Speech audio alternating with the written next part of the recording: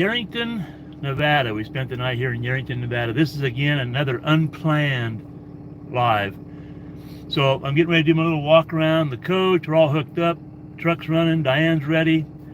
We're going to take off. Once again, I'm going to do a little walk around. Then we're going to take off and put the phone up in the holder. Let the video run. When cell service dies out, you won't see any more. Simple as that. I won't be watching the screen because I'll be driving. Let me spin around here. We'll go do our little walk around. There we go. Okay. All right, here we are. Slides are all in. Truck's running. Everything's all hooked up. I've already checked all the tire pressures. We picked everything up. There's a nice site here in Yerington. We've stayed here. I think this is the second time we stayed here. It's called the Whispering River. Back there's a canal. Nice big site. Diane's still parked in our site there, so we're all good.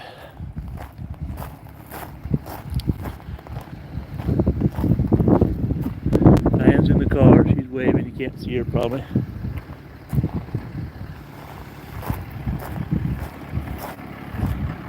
All right. Fuel station over there.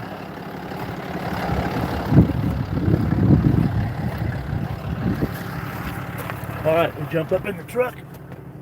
Boy, a little breezy out there. Okay, I'm gonna spin you around, fix out the front windshield. There you go. I guess I need to plug that in so it'll close down for me.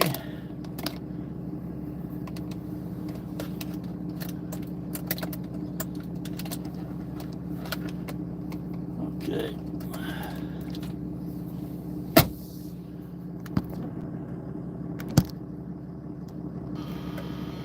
There we go. How's that? That was a view. So, I don't know how old this park is. Not that old. Probably 3 years old, 4 years old. They just put a new section in again since we were here last. All right, Diane, you ready? Ready. All right, here we go. Okay.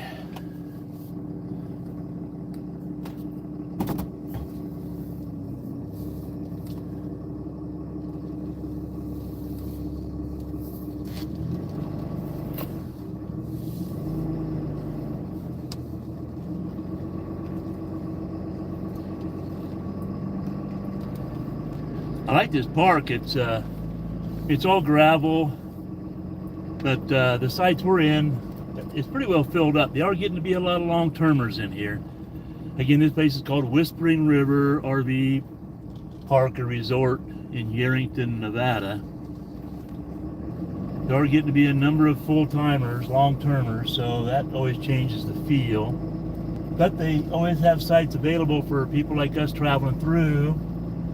Unfortunately, which is okay with us, the ones they usually have open are the premium site. Hey, you probably can't see in the video, but off to the left, there are 2 pickleball courts. So Diane and I got to go up last night and do some drills at least. It was a little bit breezy, but not bad.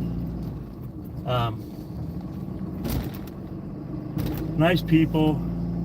I did a full review on this campground, I don't know when.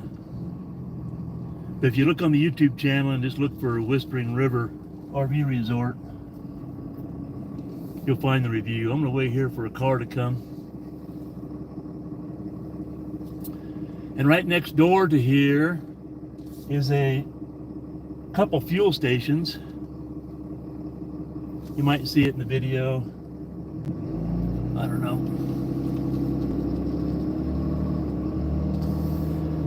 So we topped off the truck. Well, I didn't top it off. We have enough fuel to go quite a ways. Diane's topped off. There, it's called the Golden Gate. Golden Gate, I don't know, Auto Truck Plaza. Unleaded is $3.89. Diesel is $3.39 cash. We came in to the right here yesterday. We turned left at this intersection. And then there's another place, Chevron, right next door, if you like Chevron better. So we do not have a plan today where we're going to stop. We're just going to wing it. I know I hope, we're going to leave here, we're going to go through Reno. It's 8 o'clock in the morning now, 7:51?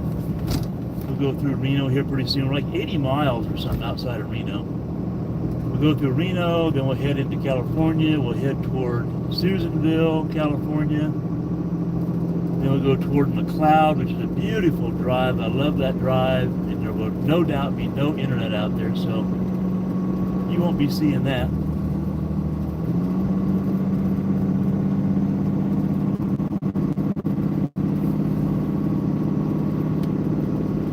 Poke along when things get warmed up here. They need to bring back driving theaters. I wonder why they went away in the first place. I don't know. I bet you could probably Google it. I imagine all the nice fancy theaters became too popular for drive-ins. But hey, we can go to the drive-in theater at Merlin this year if you want to this summer.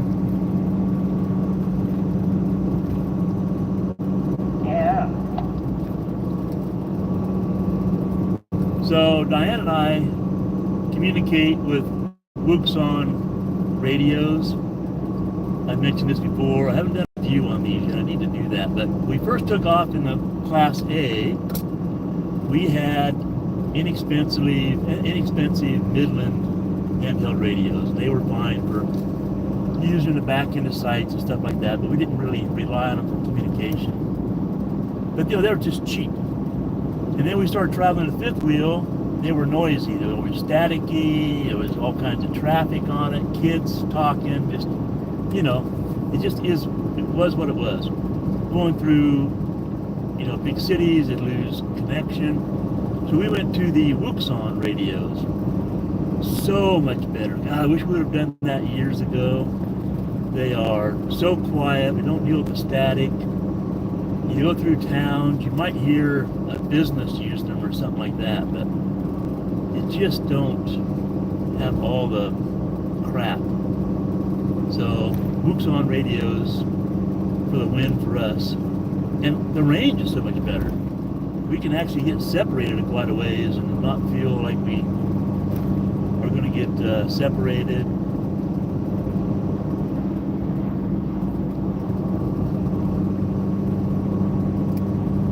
So really from here, we got this back road stuff here, 2-lane highways. We'll go up through, we'll go through Carson, Nevada, which, a little bit of traffic there. Then we'll head into Reno, which again, little traffic in Reno.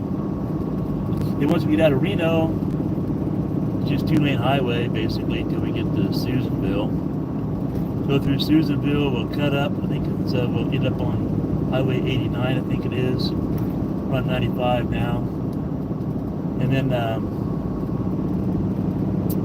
we'll go through Susanville, go up 89, and then it's that beautiful drive, all 2-lane highway, all the way to McLeod.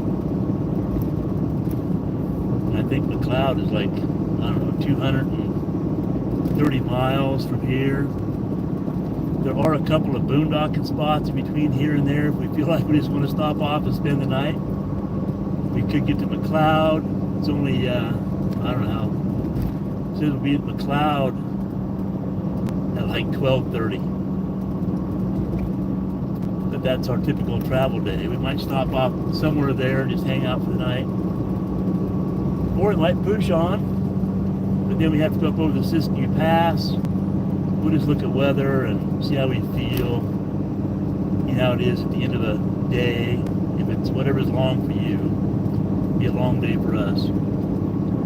Then you have to deal with going up and down the pass when you're at the end of a long day. That's never any fun. So we're in no hurry. So we'll see. So the road run now, speed limit's 60 down through here. We're running 61. For those of you that don't watch our channel and aren't aware of us, so we're Dave and Diane with Dave and Diane Throwing Caution to the Wind. We've been full-time RVers now for over 12 years. We went full-time on the road in November of 2012 in a 40-foot Class A.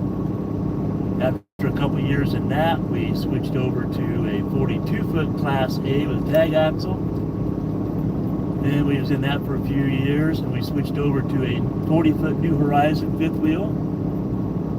We realized we picked the wrong floor plan for us in that 40-foot New Horizons. And at that time we also switched over to the truck we're driving, which is a 2018 Ram 5500 with a classy chassis hauler body. We ripped out the rear suspension, put a Kelvin air ride on it, and we did not put an air ride on the front suspension, and we don't feel like we needed to, and we probably never will. Well, we certainly never will.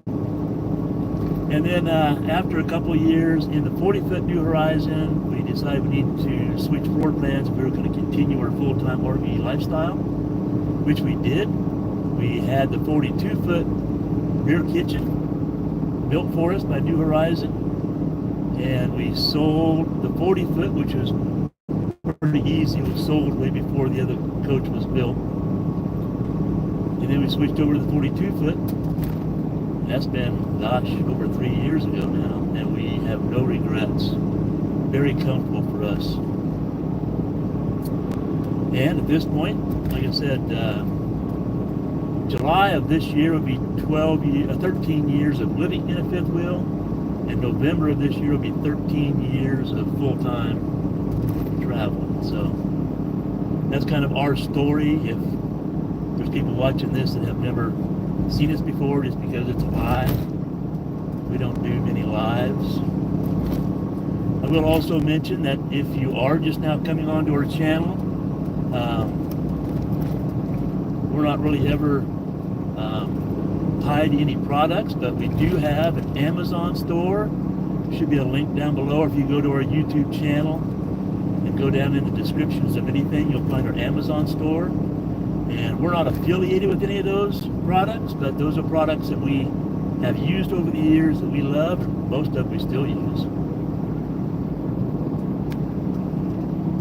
So if you click on those links and go to Amazon and make a purchase, then we get a small kickback from Amazon. You pay no extra money for those items, but it does go to us. We get a small kickback. I mean, sometimes you might get 25 cents or maybe $1 if you buy something through our store, through Amazon, through our store. And if you even go to our store and then just search Amazon and order stuff for yourself, we get a small kickback. We appreciate that. It does help our channel.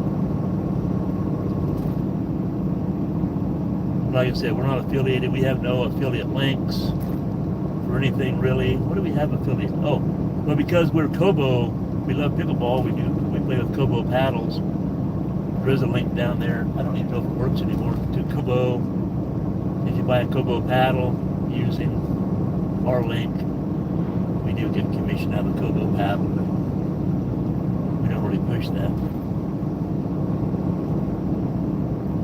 A lot of people out there these days that really do rely on YouTube for a big chunk of their income to support their RV lifestyle. Diane and I took off in 2012.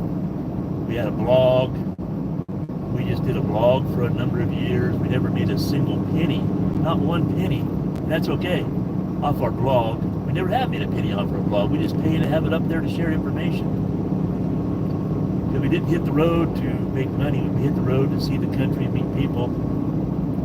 Then YouTube came around and people started using YouTube for, gosh, maybe a good chunk of their income.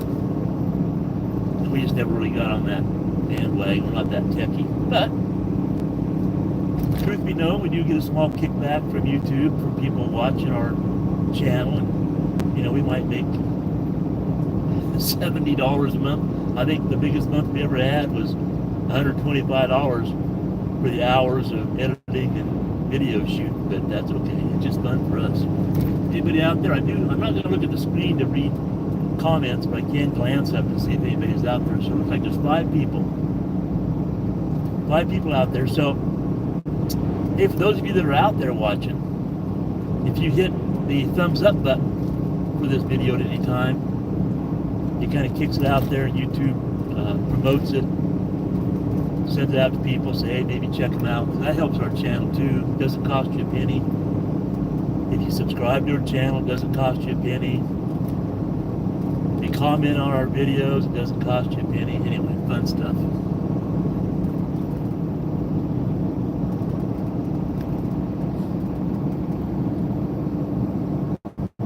So up here pretty soon, there's going to be a little roundabout.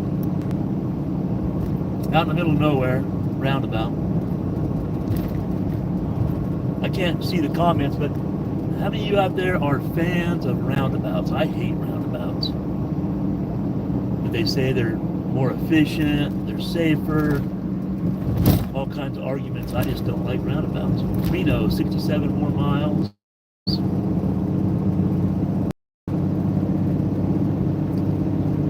We have to go through the first.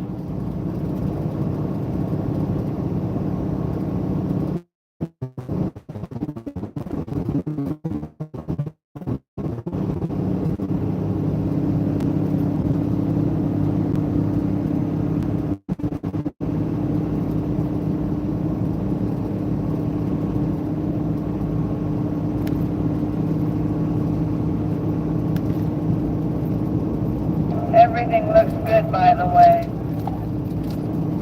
Oh, good. That's good to know. Looks like we have 19 miles before we get to our nice roundabout and head into Carson. You'll love it. Yeah, I love it.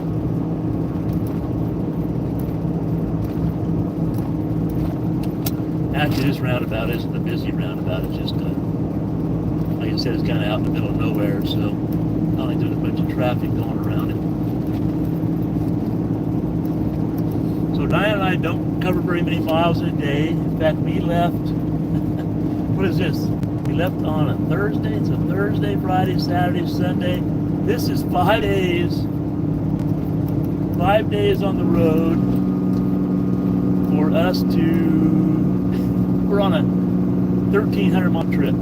This is day 5. That gives you an idea. And we probably won't make it there today. We could make it there today. But we're just never in a hurry. We don't like long travel days. I've got a pretty good climb here. Probably doesn't show it in the video.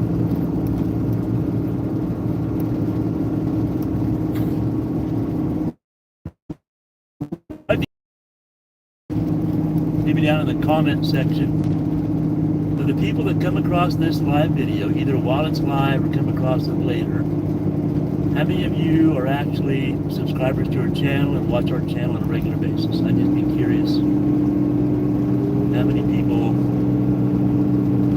are subscribed or just happen to come across this video because it's alive.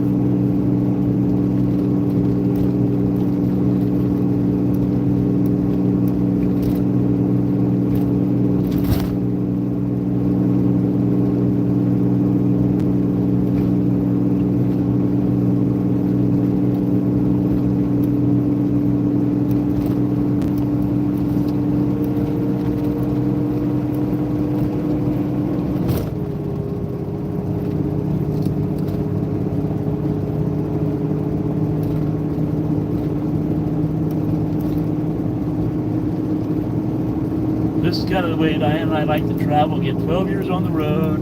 We've been from the West Coast to East Coast. I don't know how many times. A few times. Been north to south.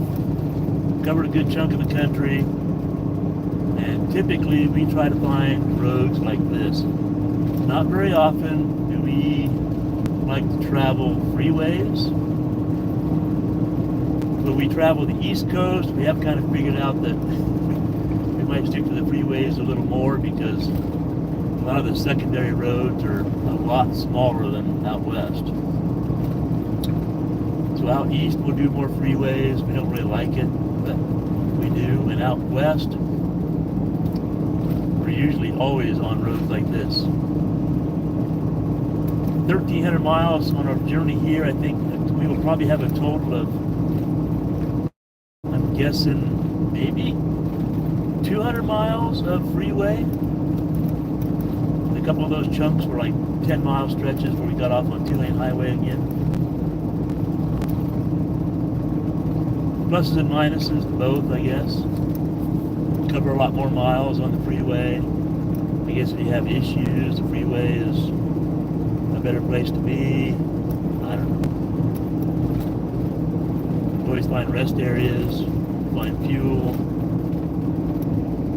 But if you plan, for us, the secondary roads are waste. Why? Is it because you're trying to make time, or you just don't like going through small towns and stop signs and all that? I don't know. I'd be curious. What's your thoughts?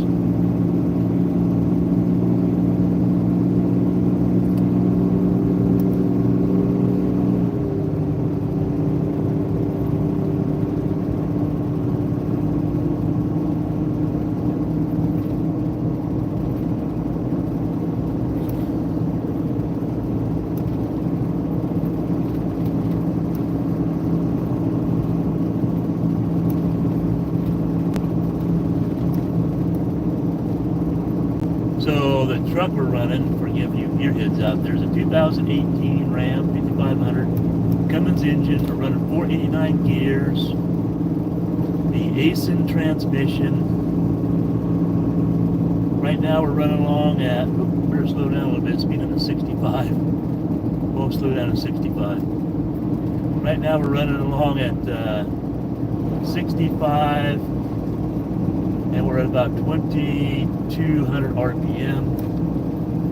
We have a 42-foot New Horizon fifth wheel hooked up to it, and the New Horizon fifth wheel weighs in at 22,500 pounds dry. Before we added solar and all of our belongings and all that stuff, so you can figure out where you think we are roughly weight-wise. I will say that we are within all specs. We're within our rear axle weight rating. We're within our gross combined weight rating. So I feel comfortable there. Been doing a great job for us. And so people usually ask fuel mileage. So when we plan a trip or figure out where we're going to go, and I'm just kind of looking at budgets, I'm kind of a numbers guy, I always figure that we're going to get 7 miles per gallon towing. And in reality, depending on what part of the country you're in, we always end up between 7.5 and 8 miles per gallon, especially if we have some hills to pull. So that's usually a pretty safe number for us. There have been times in some flatland in the Midwest, going through Kansas or Oklahoma, you know, we're not catching any headwinds. We'll be at that 8 or a tad over, but, you know,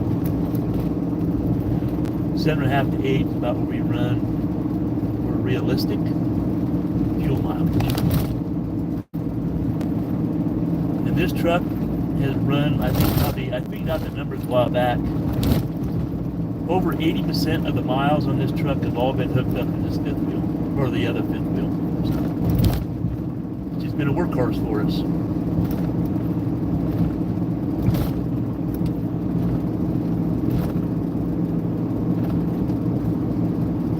We do have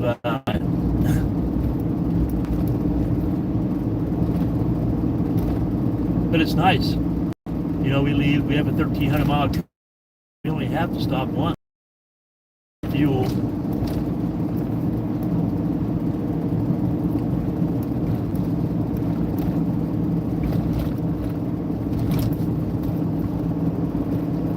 Since we switched to the fifth wheel, Diane does follow behind. For those of you that aren't familiar with our channel or us, Diane does follow behind in a Honda CR-V. She likes it that way because when we're sitting somewhere for whatever length of time and she wants to go somewhere, she does not like driving the truck. And we went through all that.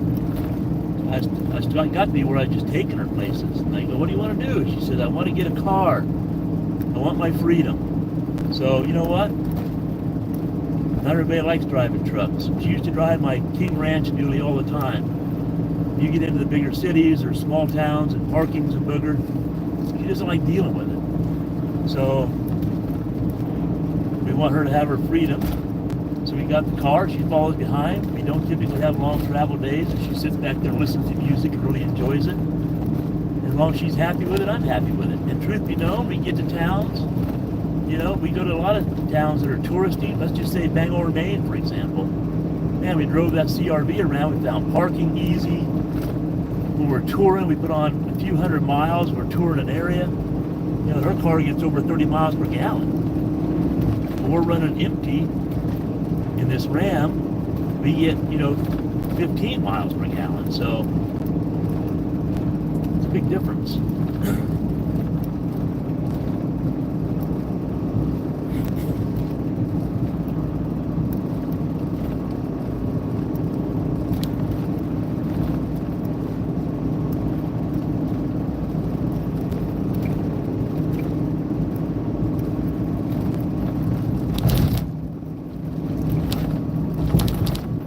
On road for pushing 13 years, we've never ran live videos running down the road. I don't know why, I just never thought about it, or I don't know, just never did it.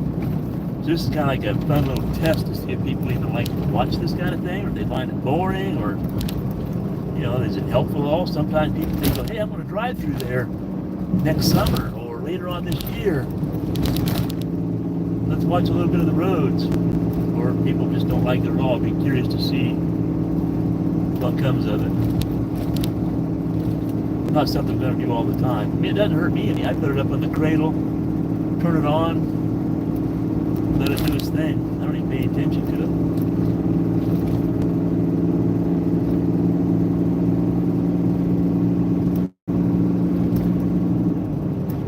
95 alternate north. If we'd have went through Yerington, instead of going to Yerington, if we'd have continued on 95, we would have gone up to Fallon and then over toward Reno, which we've done before. We kind of took this as just a different route one time and decided, hey, we kind of like it, so. That's how we came across this, and that's part of full-time RVing, right? You travel the country, you try a different route, you go, oh, okay, I like it. Or not.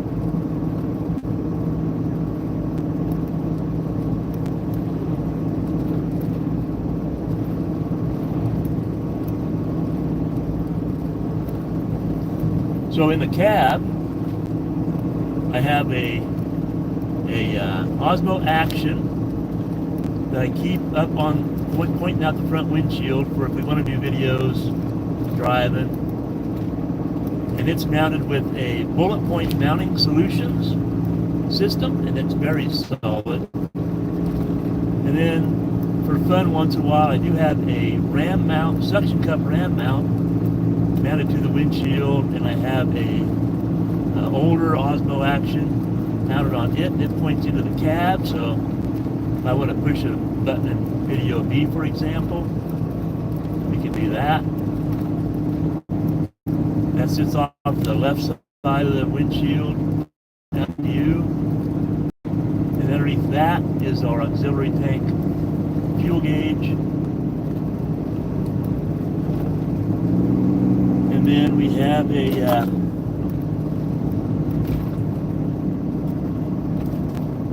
our tire monitoring system mounted on our fifth wheel, the TST brand. And I have the color monitor up here on the dash. I keep track of the tire pressure and temperatures. Then our fifth wheel has cameras on the mounted to the left and right front of the wheel, and then there's a camera in the rear, and it's a Voyager system.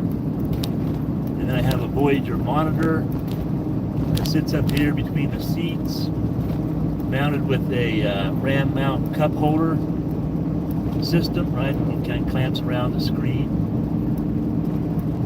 and I can watch the left side, right side, and out the back at a glance. And then we use a Garmin, Trucker's Garmin, I forget the model number, GPS to keep track of where we want to go. And And of course the Wuxon radios that Diane and I use to communicate. That's kind of our gadgetry, nothing fancy. We've been using the TST system for, I'm going to guess, 10 years. The same sensors on tires were actually on our very first motorhome on the road. It's transferred to our second motorhome and both fifth wheels. So TST for the win for us. They've been very reliable. We started out with a black and white, just a black and white type monitor. I left it in the windshield too many times on hot days. Kind of my fault. Destroyed that monitor. So I switched over to the color monitor probably 4 years ago,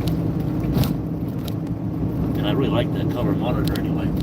I think all the TST stuff comes with the color monitor now.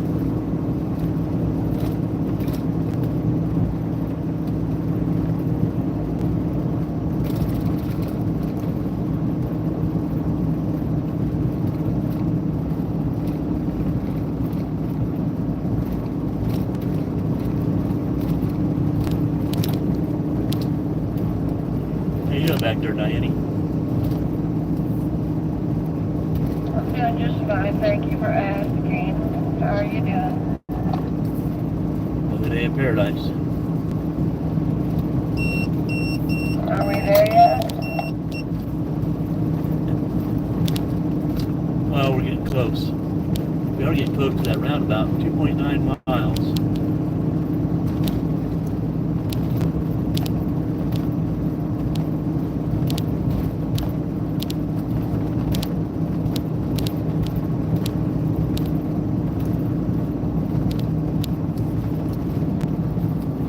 We've got a nice travel all the way from Arizona. It's sunny day. Well, today is overcast. I don't mind overcast travel days. So today we have a chance of showers going through Reno and Susanville. So we'll see how that turns out. That looks like a turtle on the side of the road. And then get to go over the Siskiyous, head down into Oregon. Looks like we'll certainly get some showers there, so welcome back to Oregon. We don't typically go back to Oregon until May.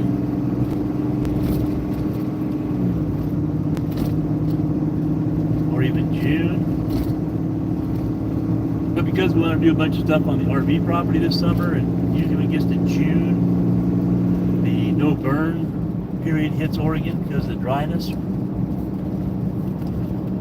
and we want to get some cutting done, maybe even some burning. So we're kind of biting the bullet going back and going to deal with the rain and cooler weather. But already this morning, looking at the weather forecast with rain and even a chance of some frozen mix this next week in Oregon.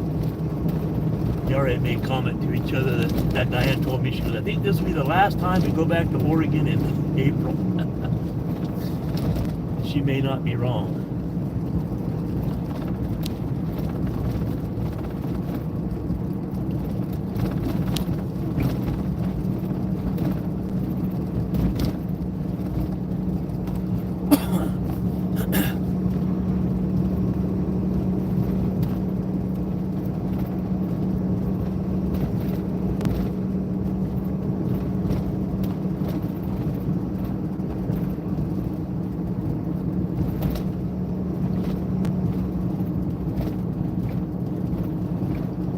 $4.09 for diesel right there. $4.09 for regular too.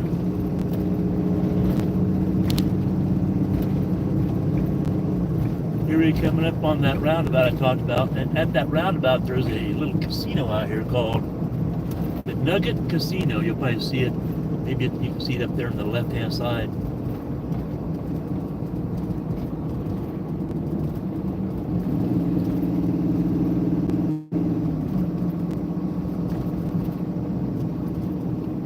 Sure, if a person wanted to come here and dry camp over the night, you can just come here and dry camp at the casino.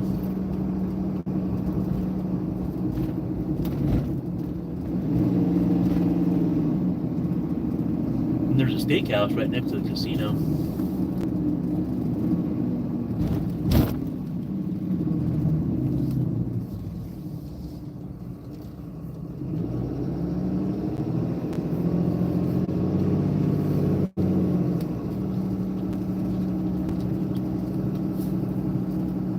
There you go. There's the casino over there. Now maybe you can see it in the screen. The Silver Strike. Well, that's a Silver Strike casino. I thought it said steakhouse. Huh? Well, maybe they have steak.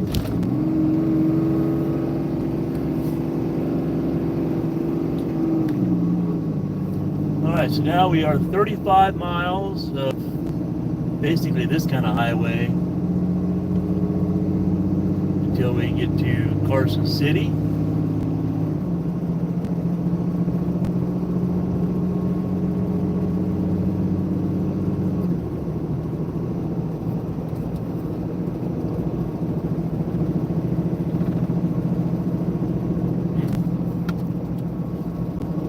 Wants us to take that back road again, Diane.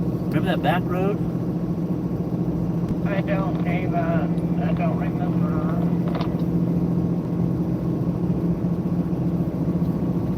Remember it took us through that back roads thing, up through that big hill? We can go that way again. Takes us down to 80.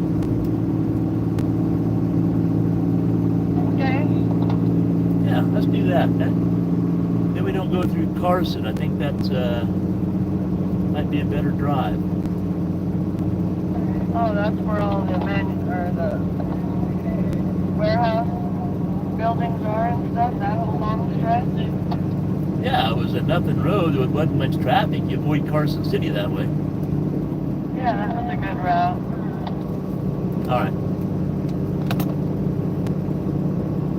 All right. Well, so we came a different route. We came down, I think last time, we took a different route. We didn't actually go through Carson. We found this other road. We said, let's try this out. We didn't really know what to expect. And we took it. I don't know if we liked it that much or not, but we're going to try it again from the other direction now.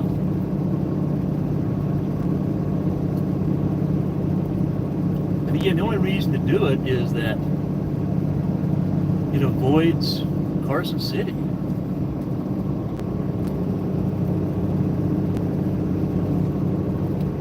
And like I said before, we have no reason to go to Carson City because we're not stopping there. We like Carson City. But if we can avoid going through a bunch of traffic, why not? Let's see what this sign says, what the sign even says. To 80, because that's where we want to go. We want to pop over and get on I-80 for a little while. Yeah, it says 280, so yeah, it's all set up that way.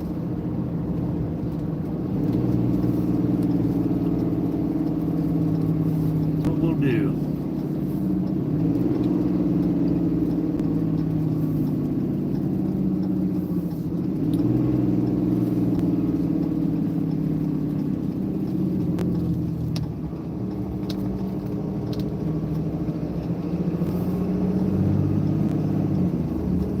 So this is North 439 for those of you that are going to be traveling. I'm not sure what the internet's going to do out here. It might lose you.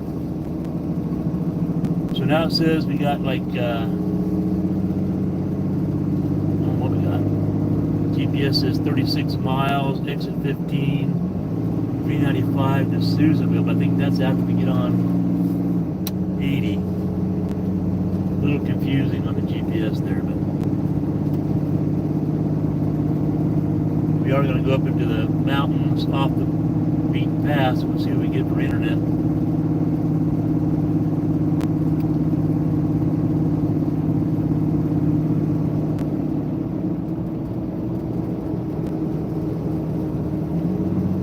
Speed limit's 45 through here.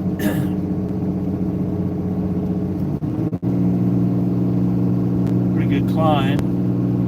I can't tell it in the video.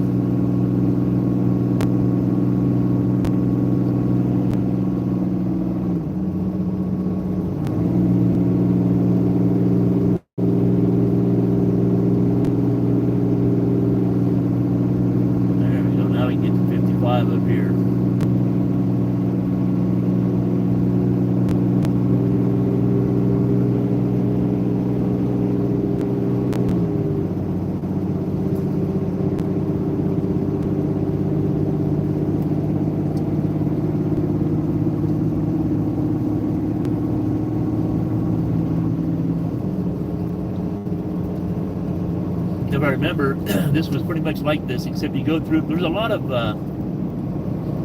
factories, not really factories, but like, lost a word, warehouses. A lot of warehouses and office buildings and stuff out here, so it's just kind of an industrial area. Once we get up here a little ways. I think there's some residential areas might have been stuck out here too. Then we'll drop down onto 80, and then we'll head on 80 till we get to the 395 exit. Then we'll head towards Susanville. Once we get on 395 here towards Susanville, it's all back roads. So a steady climb out of here. I wish the speed limit was better than 55. The truck wants to go faster for its sweet spot, but it doesn't like having to climb this hill at 55.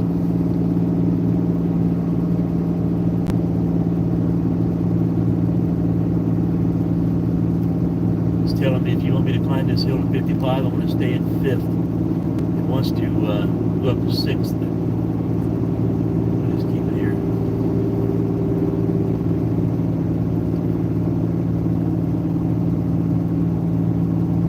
But it is pulling like 26,000 pounds. The fifth wheel, like I said, the fifth wheel is 22,500 pounds dry. We added batteries, we added solar, we put in all of our personal belongings.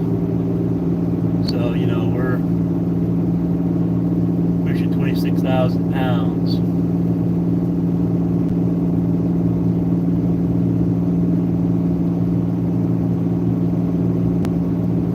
So it's a heavy fifth wheel. But I looked up there and saw there's 4 people. Like I said, I'm not really watching the screen, but I can do a glance and see if anybody's watching for fun. 4 people watching. So in case you just came on, we don't typically do lives while we're traveling. This might be the second one we've done. But I thought, why not? A little bit of fun, put it up there, see if anybody enjoys it or watches.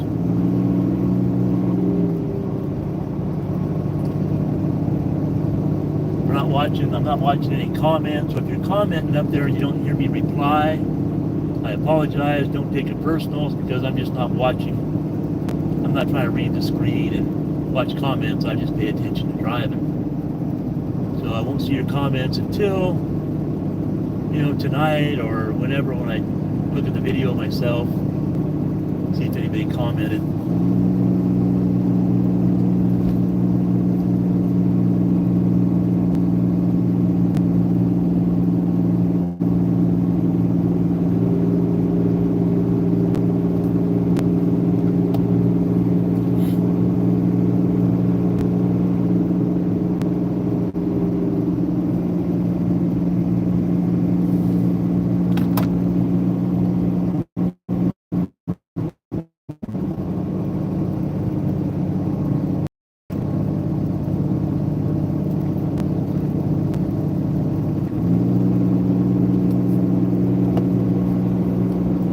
A lot more clouds in the sky, Diane.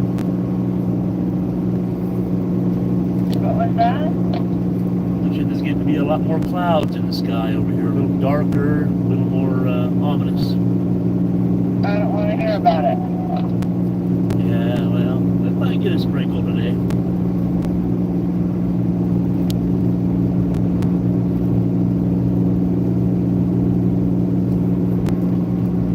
Pretty good climb coming up this way.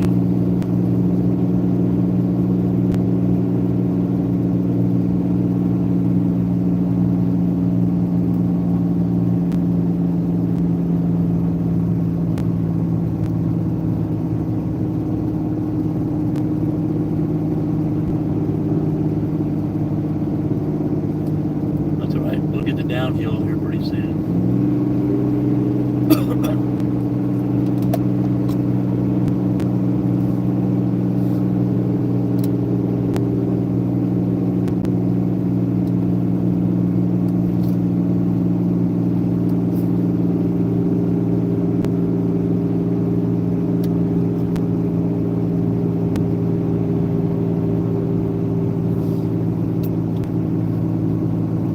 Oh, we saw that truck and trailer, I think, at the RV park we were at last night. I think that truck and trailer just passed us, Diane. He was at the RV park last night. They took off just before we did. Oh, really? We have a rig off the right-hand side up here, Diane. I see all the lights.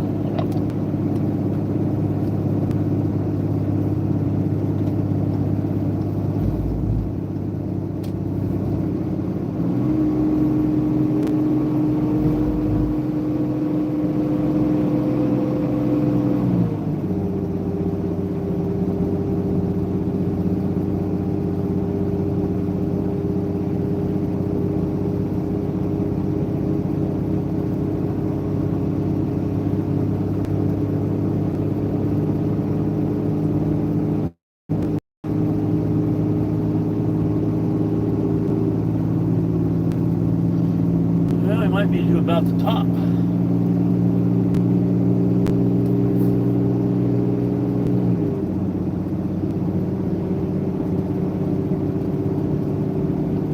Well, we're at the top a little bit. I see more cars.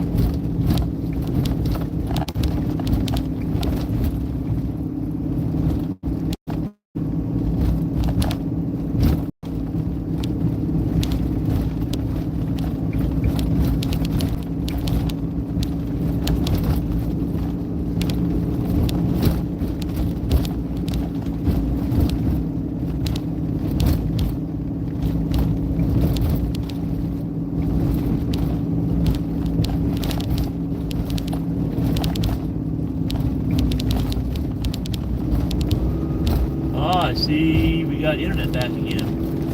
Yeah, it's pretty intermittent back there. So, roads up and down, the roads are not that good, but this is the older section of this. So, what is it? 439 is this road.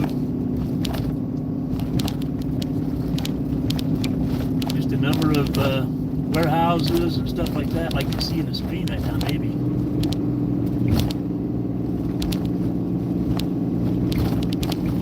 But it certainly is a decent way to jump off 80 and bypass Carson City.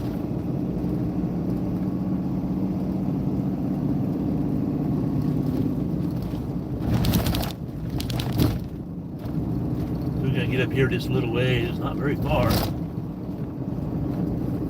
and we'll jump I-80.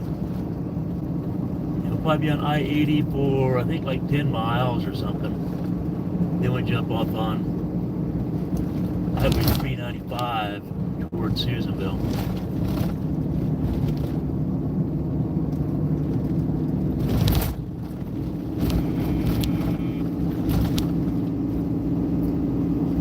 That's a futuristic looking cab right there.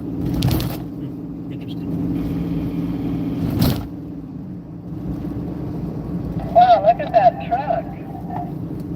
Yeah, I was just thinking that's pretty futuristic. It did look futuristic. I wonder if it's a electric or anything. I don't know. There was a driver, so it wasn't unmanned.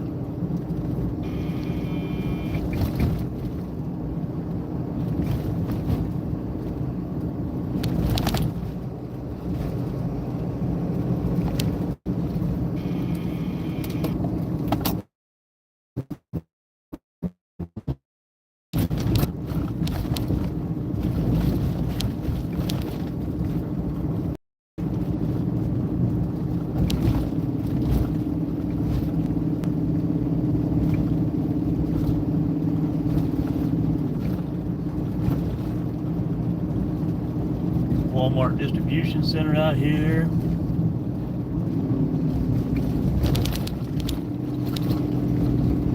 Some lumber, Pacific Steel.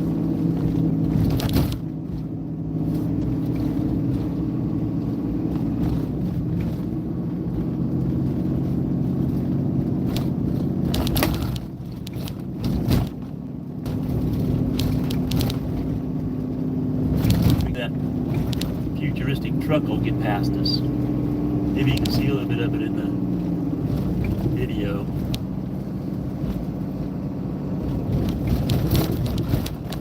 Right next to us now. Check it out. That's interesting. That might be battery operated. I don't know. I can't really see it in the video.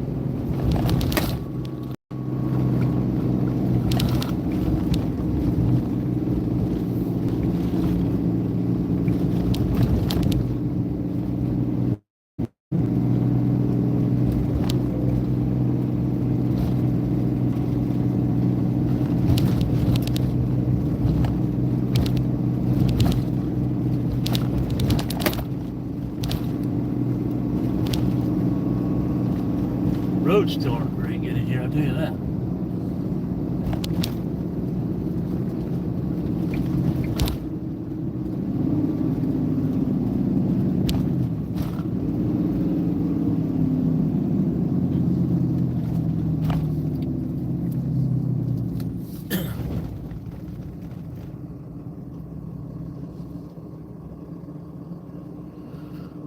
Okay.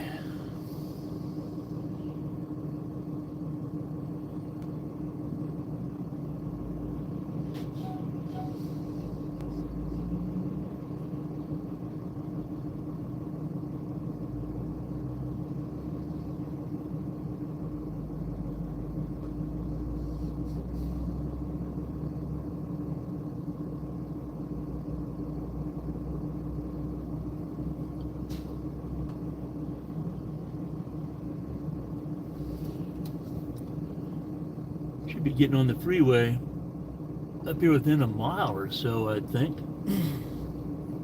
before we get into those hills.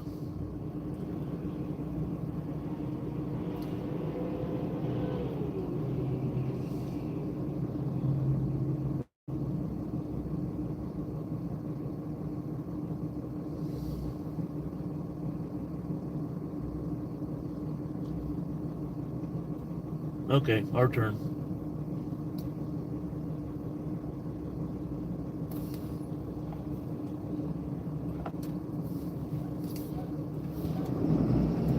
I don't know yet, Diane, but I may have a lane change up here pretty soon. We're going to get on 80. Just let me know as soon as you can. It's not going to matter. It's going to be, this lane is going to be given away, maybe.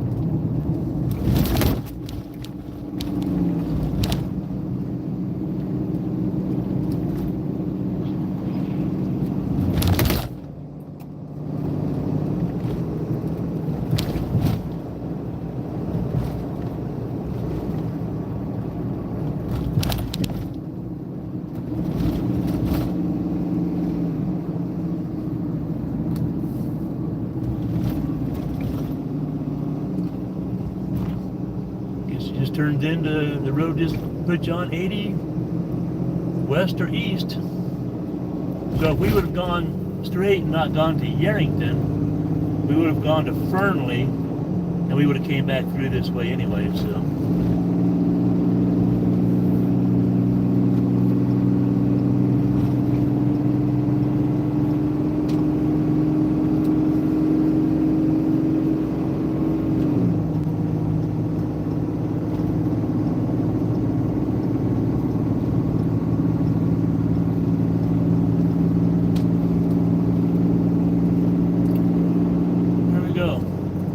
Alright, Diane, so 17 miles, and we will take exit 15, 395 north. Sounds all good. So, traveling with car, a lot of times we don't put a destination in Diane's GPS, she just follows behind. So, whenever I'm ahead of her, I just communicate back with our Wuxon radios, tell her when the next exit is, so in case we do get separated, she kind of knows where she's headed. And a plus to having the car is if we get into, maybe I get behind the slow traffic, and I tell her, hey, I want to get around this person. And maybe there's a lot of traffic. She just kind of gets over a lane, she kind of runs blocker, creates a hole for me, I can move over. So, you know, there are pluses other than just driving in small towns, having that second car. So, I mean, it's not you don't have to have that, obviously, but hey, there's been times it's come in handy. So now we're running on I-80, headed toward Reno, Nevada. We'll get into a little congestion up here pretty soon. I'm not sure when it loses connection on the live, if it just picks up and continues on one continuous live, or if it starts a whole new video. I'm not sure how that happens. So I'll probably repeat myself a few times for some of you that have been watching for a while.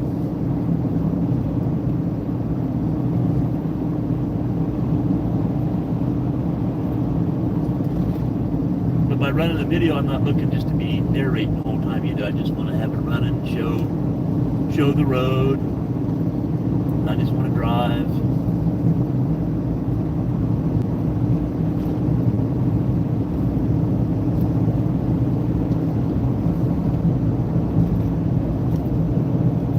There's some snow up there in the mountains ahead of us.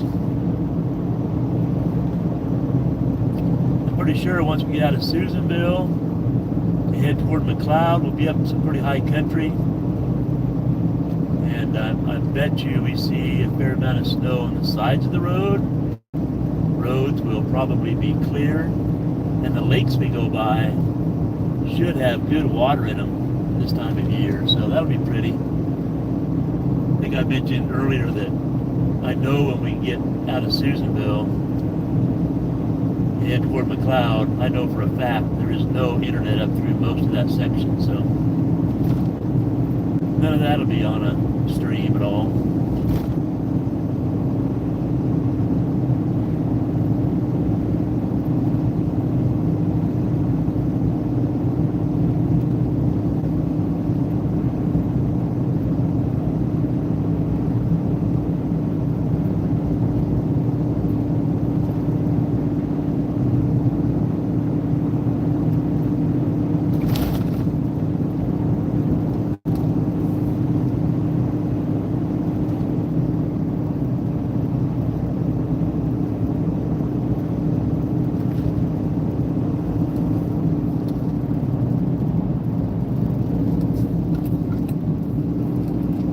Brake lights, Diane.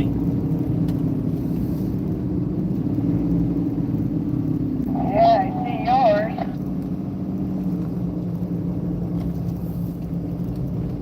We are going to get over a lane.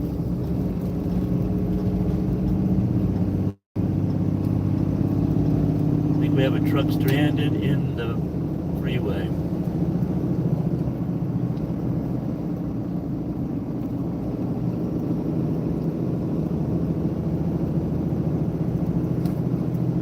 Well, his wheels are rolling, but he's like 5 miles an hour.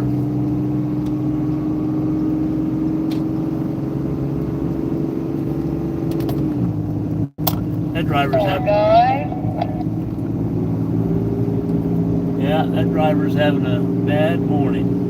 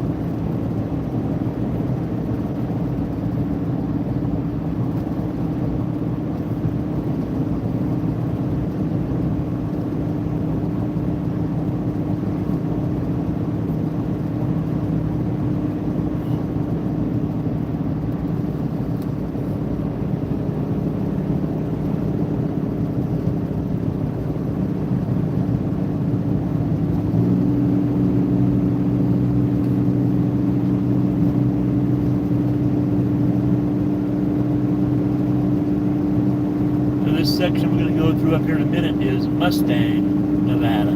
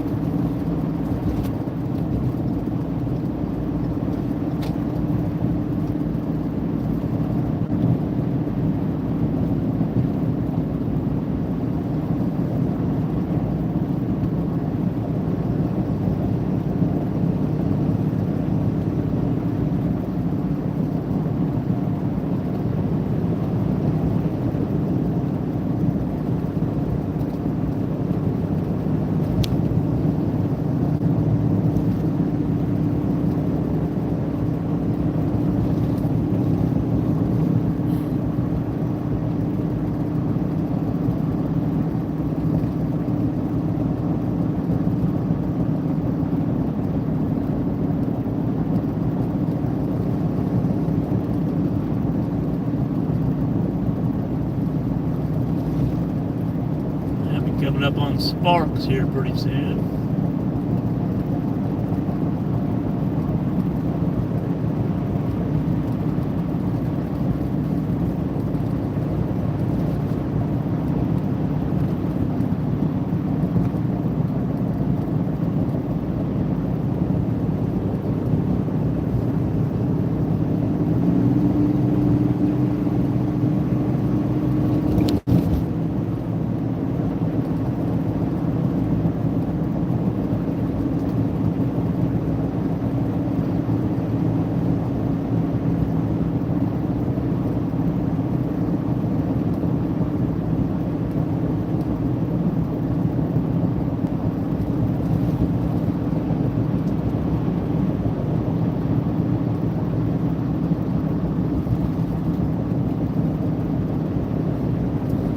So there's a nice state park.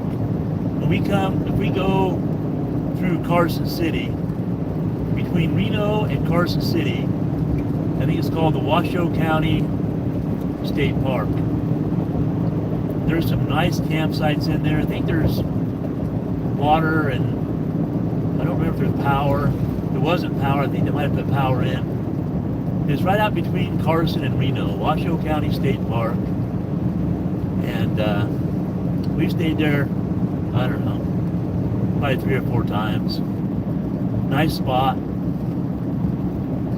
I think what they did, I think they finally put power in. And when they put power in, it got very hard to reserve a site. Once it has power, everybody wants to go. We don't care if we have power, but so it was nice for us. But that happened in Lake Havasu, a little state park down on the lake. Used to not have power. You could always get a spot there. They put power there, and it's always full.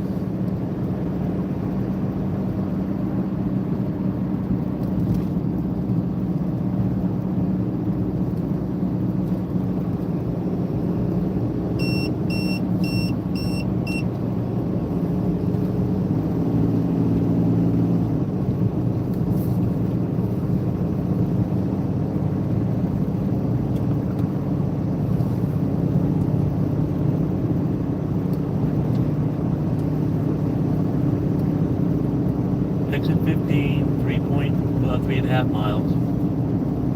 Okay. Just watch for 395 north.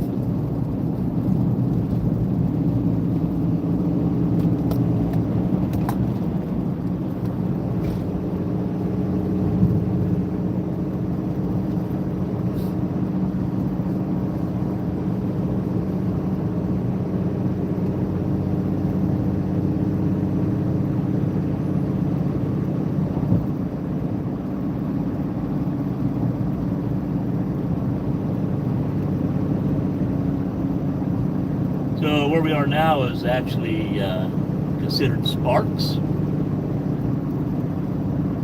The Sparks Marina RV Park, we stayed at the Sparks Marina RV Park a few times. If you wanted to do Reno, for example. It's right by a lake. Actually, I think the lake's off the right-hand side. But it's decent. I mean, it's not a real big park. The sites aren't real big, but it's all concrete. It's just in a city. But it's a good spot to stop off. There's restaurants nearby and shopping nearby, and a couple of sporting good outfits nearby. I think we're just going to nestle behind this truck only because he's going to get going here pretty soon.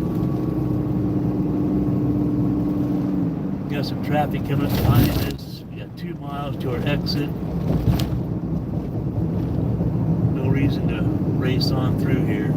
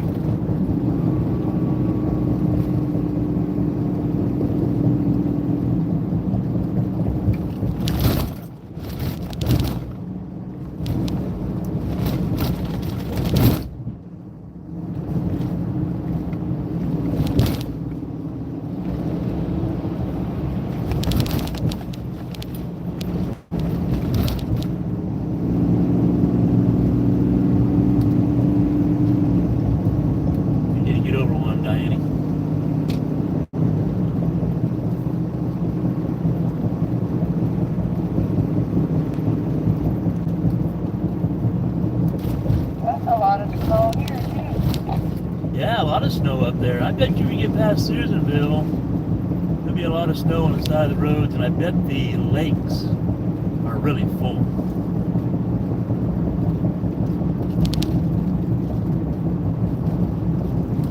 All right, exit 15 right here. No, not this one.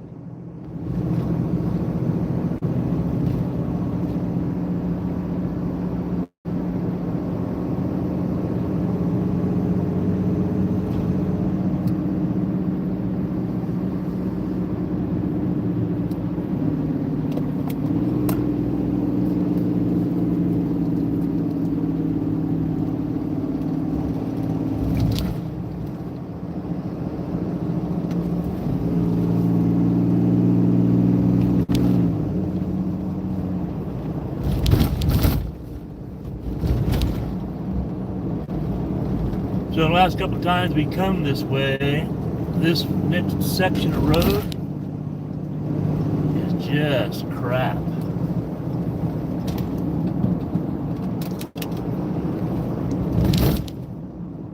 Well, we'll see if this road gets any better, Diane. Remember the last couple of times this road is under construction and really crappy. Don't remember.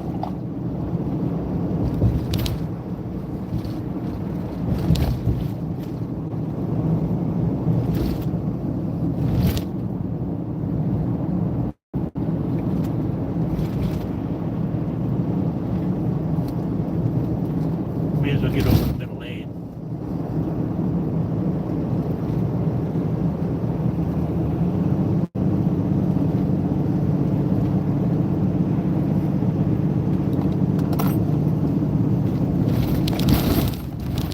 I'm there in the middle lane.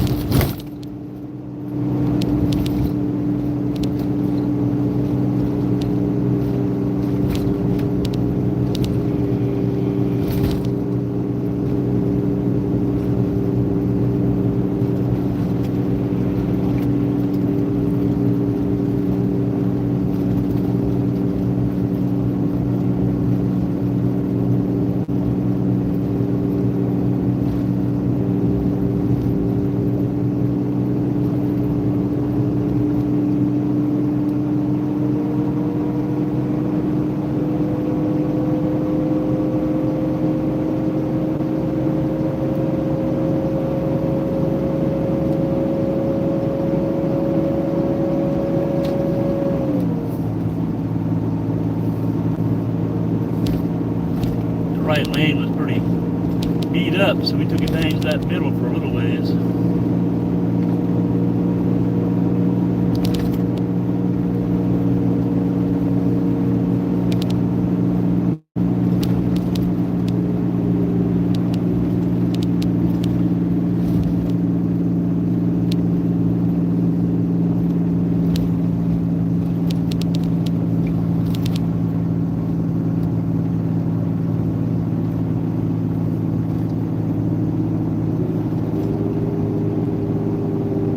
So coming up here pretty soon, once we get out of this climb out of Reno here, just up the freeway, I don't know how many miles it is, it's a few miles, we'll come to Border Town. Now in Border Town, there is the Border Town Casino and RV Park. Almost 13 years ago, we first hit the road. We headed down this way out of Oregon.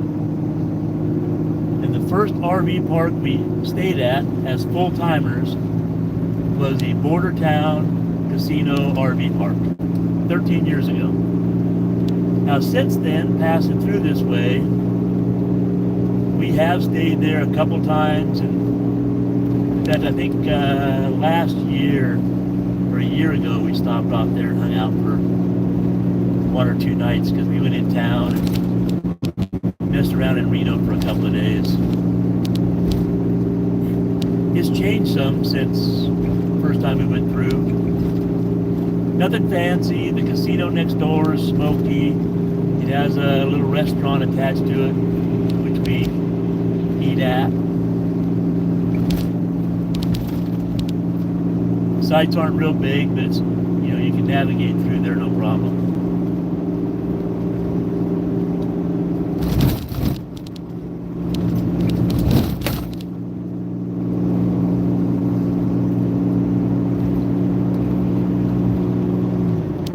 Wonder if we're able to get this road done, man.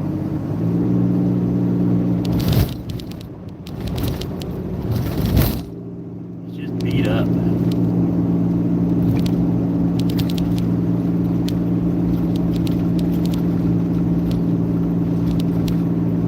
Clouds.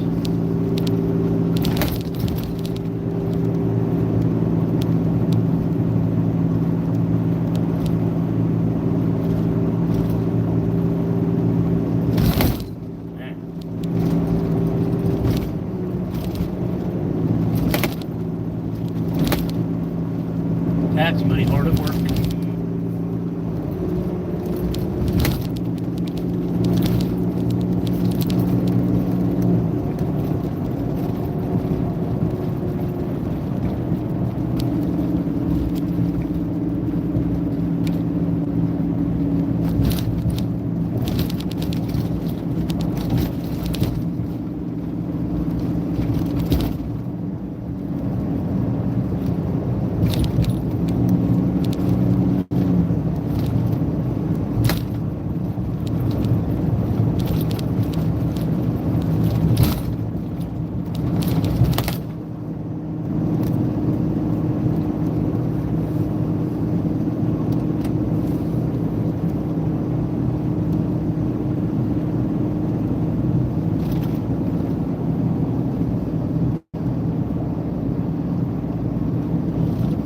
We're pretty much out of Reno now. Diane hates going through Reno. I hate going through Vegas. Even though we're on Highway 95 through Vegas, you can really just pick one lane, stay in it and go. I just hate going through Vegas. It doesn't really bother me going through Reno, other than the construction and bad roads. I think my car is so smart it now reads my mind. Does it? Well, it is a smart car.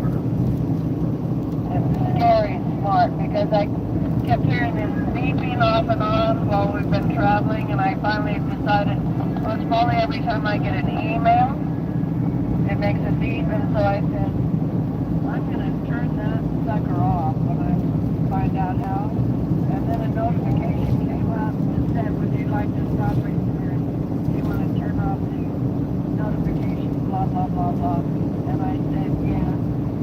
And so it turned it off. There you go, the beeping's gone. Told me I could go back into my phone anytime I wanted to turn it back on.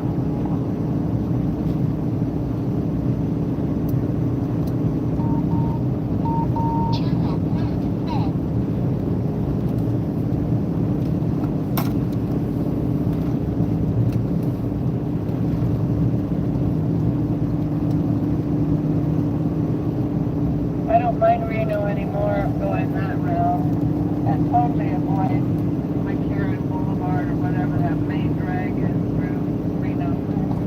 Yeah, you didn't like the way when we come through Carson, so by taking that 497, whatever that road was. It puts us on 80. That avoids the Carson route. I don't know what the number was, but it's called the Infinity Highway.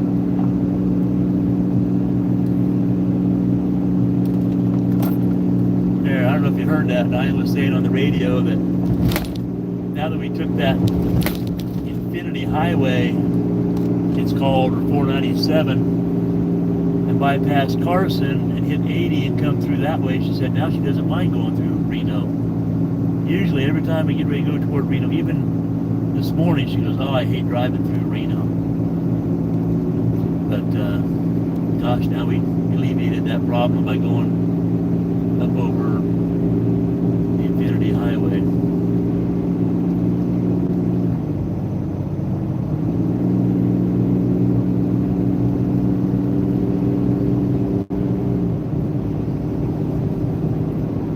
This section right down in here to the right is called the Red Rock area, just outside of Reno. Residential.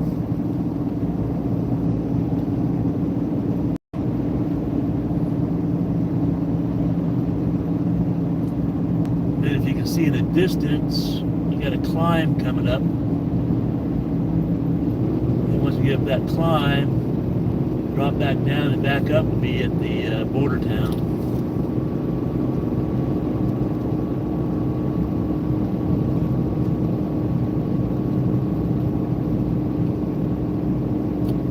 Then we have, then we'll be in Susanville. We got 80 miles till we turn off of Highway 395. So in 80 miles we'll be through Susanville. And then we'll turn off onto Highway 44, and I know about then we're going to lose internet, so.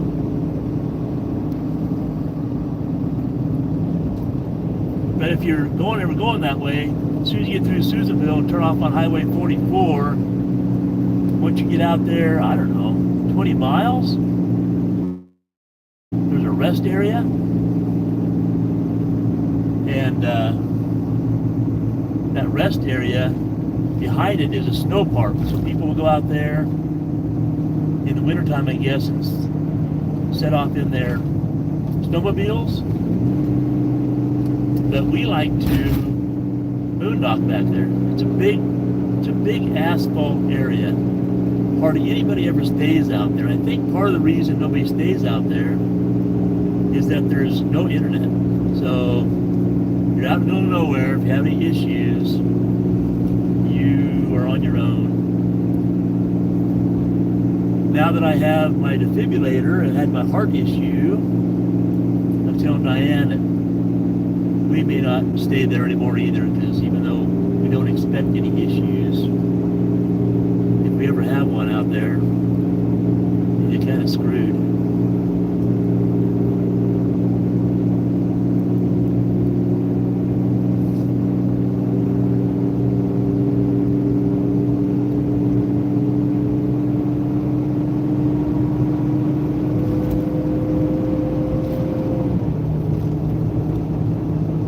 That cloud bank, dang, I'm pretty sure we're going to catch some rain sometime today.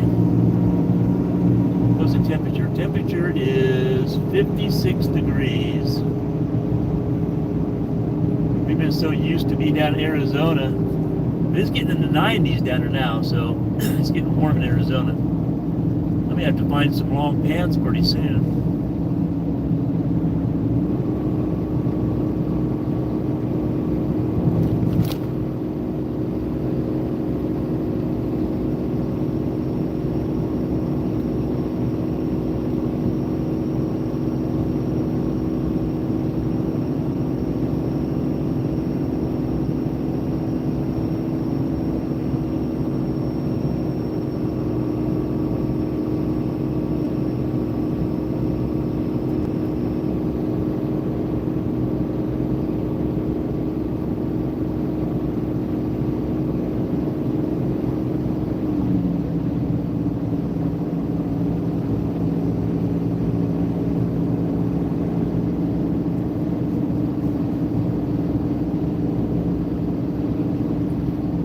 So we come through here in May. I don't know if you can see off in this. I don't know how much of the screen that video picks up, but there's some water out there now to the right-hand side. But usually that's just a dry lake bed out there. You'll see some people running motorcycles or flying some RC planes or RC cars or whatever out there.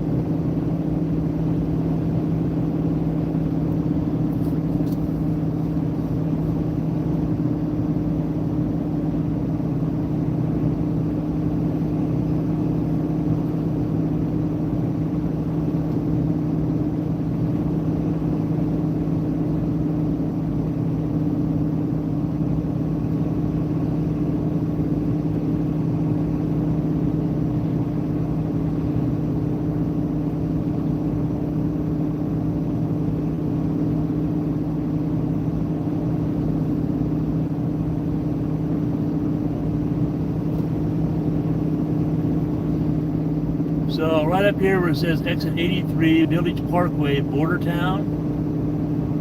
This is the exit you would take if you're going north or, well, I guess, south. To go to that Border Town RV Park Casino.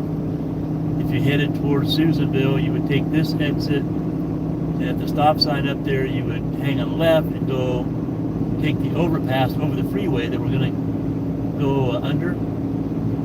You can't really see it, but up there in the screen, probably about 10 o'clock, right up there, you might see a sign or something. There's a fuel station, the casino, and an RV park. So that's where it's located. Can you see that building off the left-hand side, that sign? That's the casino.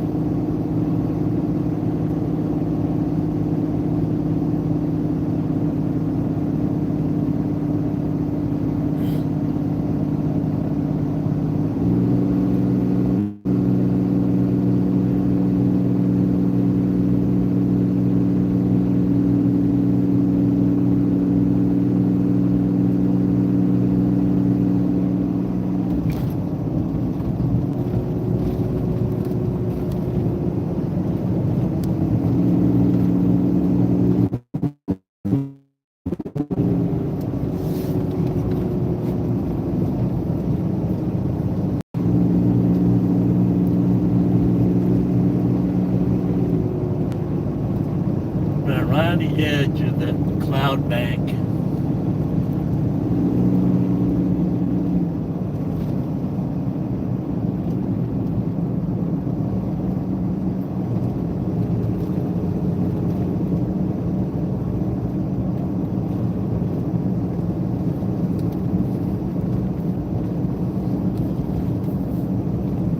If you're passing this way and you don't want to stop in Reno for fuel, but you want to get fuel before you go into California,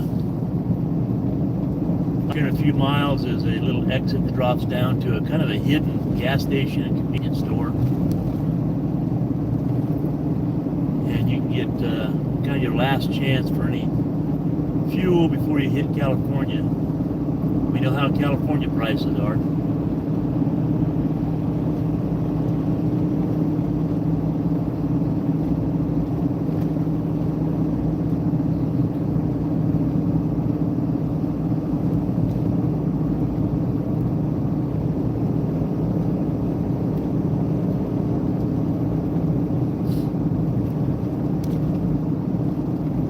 Pretty soon here, we'll be coming up to an inspection station. We'll have a while now in California as we head towards Susanville. So we'll go through the inspection station, then we'll be out in the country and enjoying our day.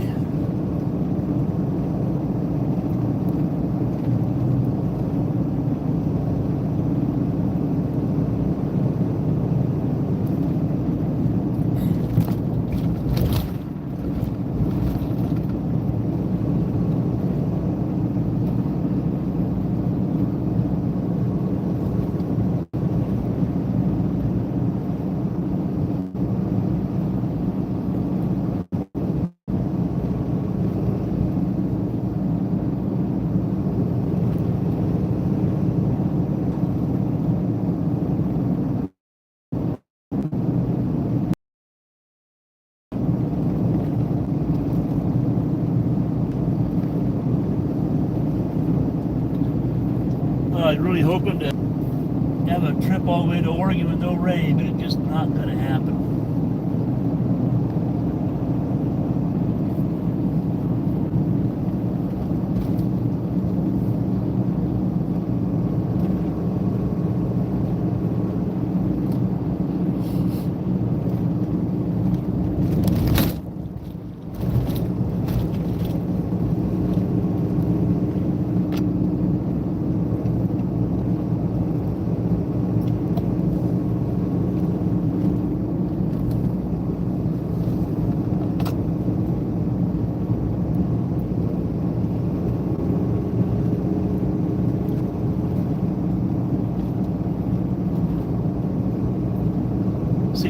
Miles to Susanville, 71 miles till we jump on Highway 44.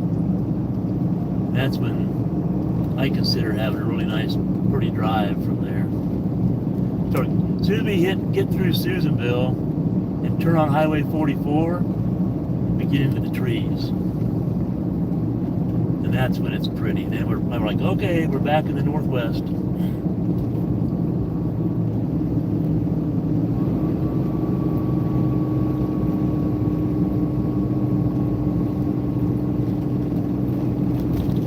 I didn't eat my banana. I brought a banana for lunch, or for a snack this morning. Laying right here in the seat next to me. I guess I better declare that, right?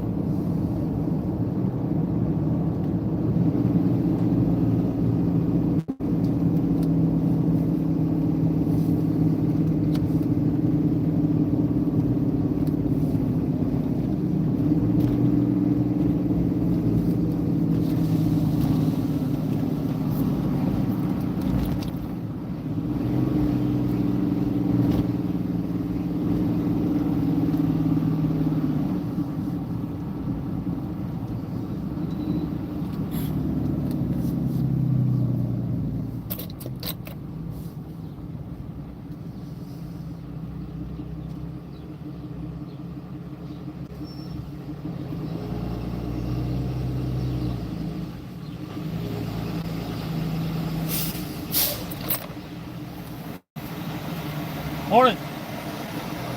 Coming from, well, we stayed in Yarrington last night, Arizona, headed to Oregon. I have one banana for lunch. Okay, have a good one.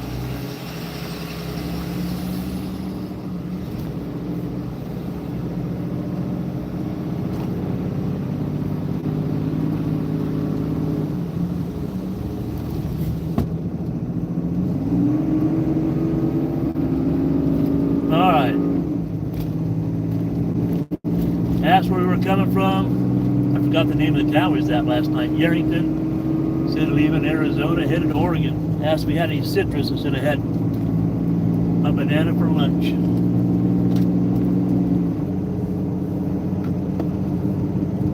Are you coming, Diane? They just let me through. Wow, are they getting ready to search you? Yes, I thought I was going to be arrested.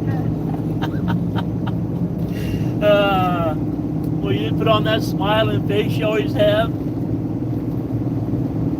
No, he asked me about my house and my plans. Oh, yeah. What'd you say? He said, what kind of plans you got? And I said, house plans. And he said, what kind? And I said, well, shade and house plans. I don't know what I said, something like that. And he said, where'd you bring them from? And I said, Oregon. And he kind of hesitated, and I said, I've been traveling with them for 12 years. And he said, oh, okay, you be safe. There you go. Yeah, what all did he ask you? Produce, because that was the first thing he asked me too, but what did he ask you? Oh, he asked about any citrus, and he asked where he's coming from, so I told him Yarrington, actually leaving Arizona, headed to Oregon. He asked me any citrus, I said I got a banana for lunch. And that was it? Yep, have a good day. Yeah, because I read about house plants are okay to transport. So, kind of, I guess he did with somebody that didn't know what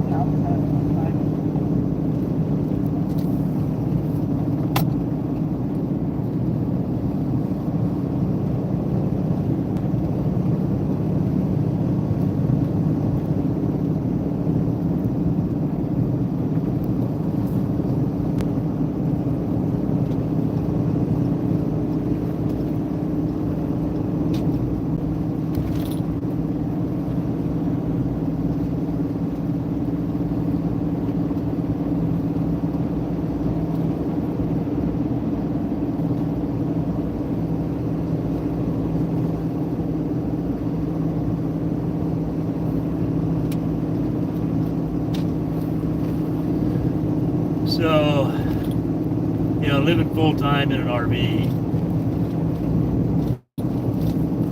typically somebody's going to have house plants, right? Travel around the country. So every time you go to California, there's that fuel station right hand side. Actually, it's after the bug station. That's where that fuel station was on the right hand side. We're not on the California border yet, so.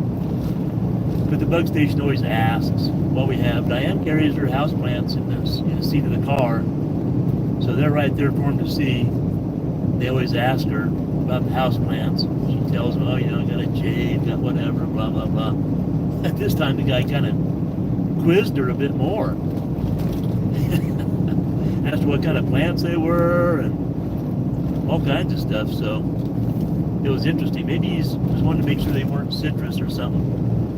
But that's probably the most she's ever been quizzed about her plants. And she said, she probably just told him, I've been from Oregon. He kind of looked at her funny, I guess, because, here we are headed to Oregon. She said, look, I've been traveling with him for 12 years. He said, okay, just go, be safe.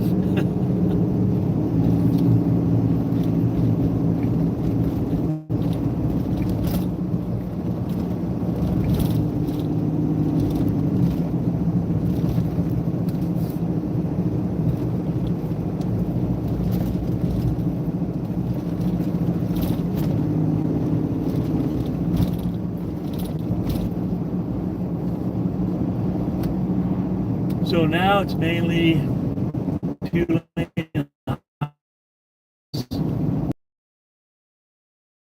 out there. For 50 miles or something, 50, 60 miles until we get to Susanville. So we just kind of go with the flow, whatever traffic brings us. This road's a little busier because it is from Reno to Susanville. It's kind of a busy road. Kind of sit back and play the cards you're dealt. And once we get on Highway 44, then it's usually not much traffic at all, unless there's any road construction or something.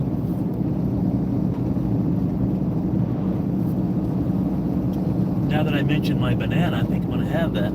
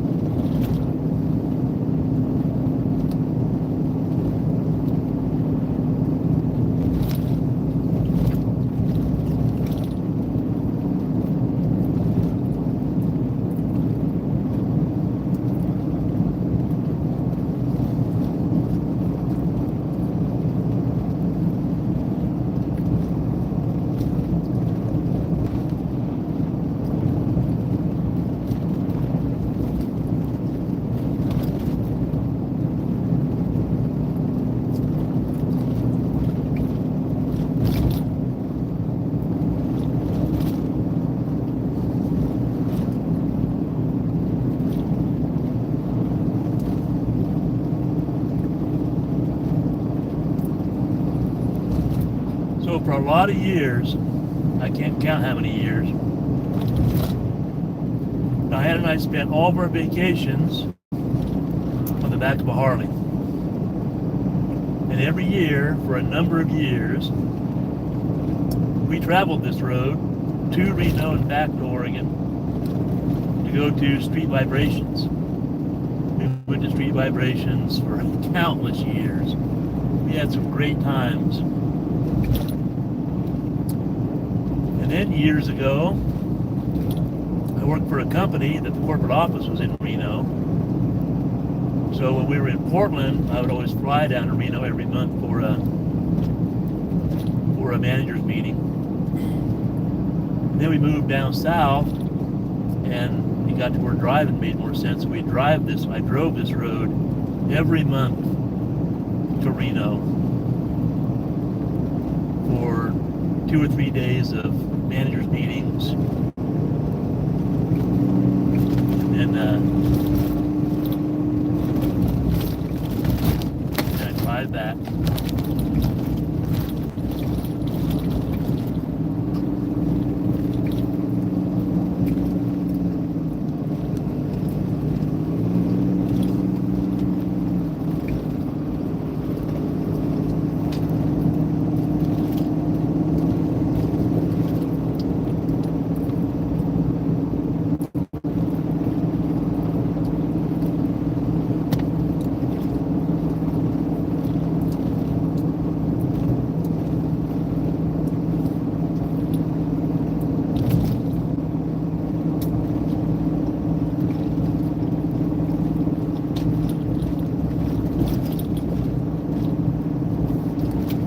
In the summertime, I drove down for the meetings. It was nice. It was a nice sunny drive. But man, you come down here January, February, these roads would be snow. But they take good care of them. But man, always dreaded those meetings. Middle of winter. And they expect you to be there, so had to do it.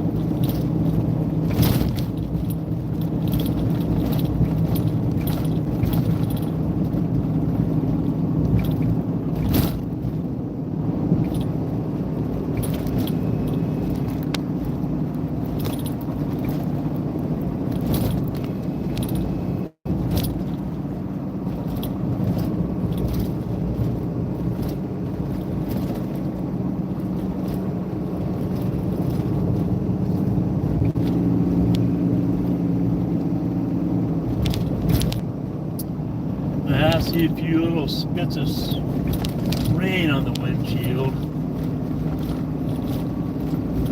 Susanville showed chance of rain today. McLeod showed chances of rain today. So a pretty good chance we'll get some rain.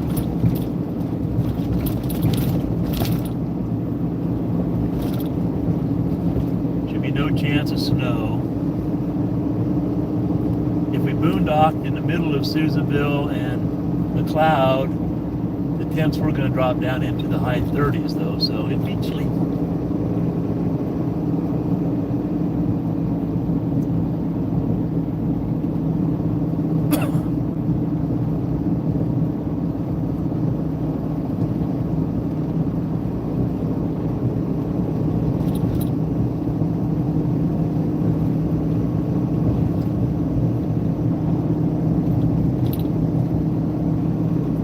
Run between Reno and Susanville,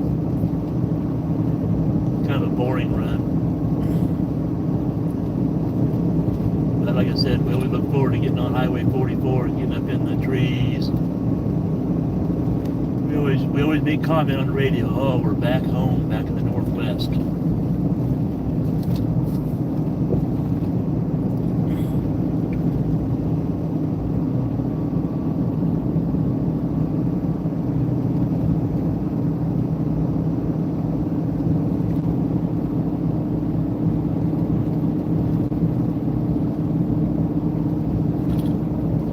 53 degrees outside right now, so it's cool.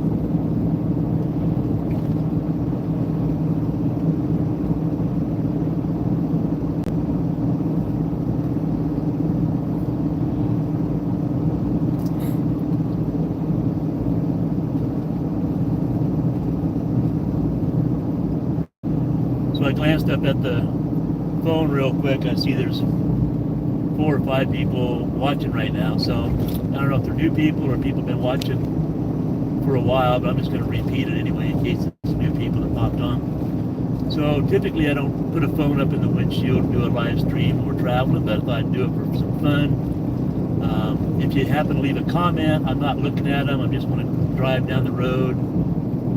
Got some construction coming up here.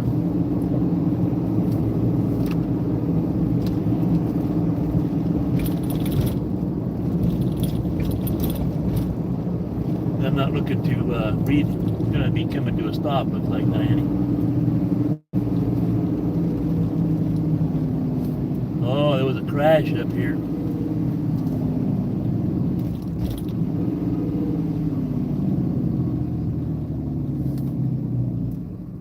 guy can get around. Well, it looks like somebody on the ground over there too. Somebody was coming out of that parking area on the right-hand side.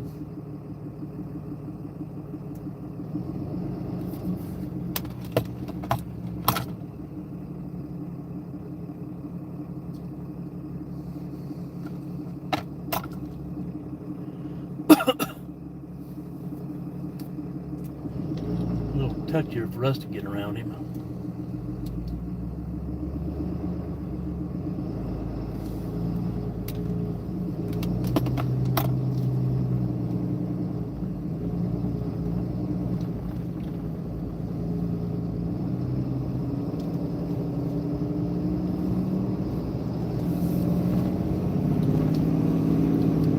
That's not good. Looks like the cop turned around in the road, nosed up to that car, and is pushing it back into that parking area. Indicate anything, I just kept going. Yeah, me too. So I think we just snuck by. All right, well that's a bummer for those people. I didn't see the second car. It looked like somebody was coming out of that parking area. They had to head on somehow. There was a person laying over in the grass with people around them, but they made it from the car to the grass. Parts of the car were on the road. What did they crash into? I don't know, I didn't see the second car. Oh, there's that horse trailer or whatever on the other side of the road, but it was all intact, so Yeah, no idea.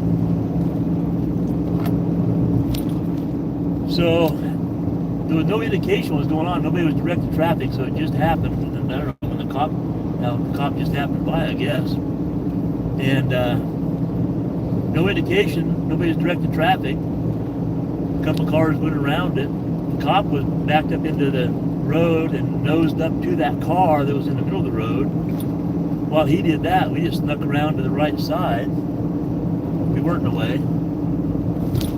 He nosed up to that car with his bumper, and he was pushing it off the road. It looked like he was going to toss the bits and pieces of the car off the road too, and traffic will probably continue on through. But yeah, it's a bummer.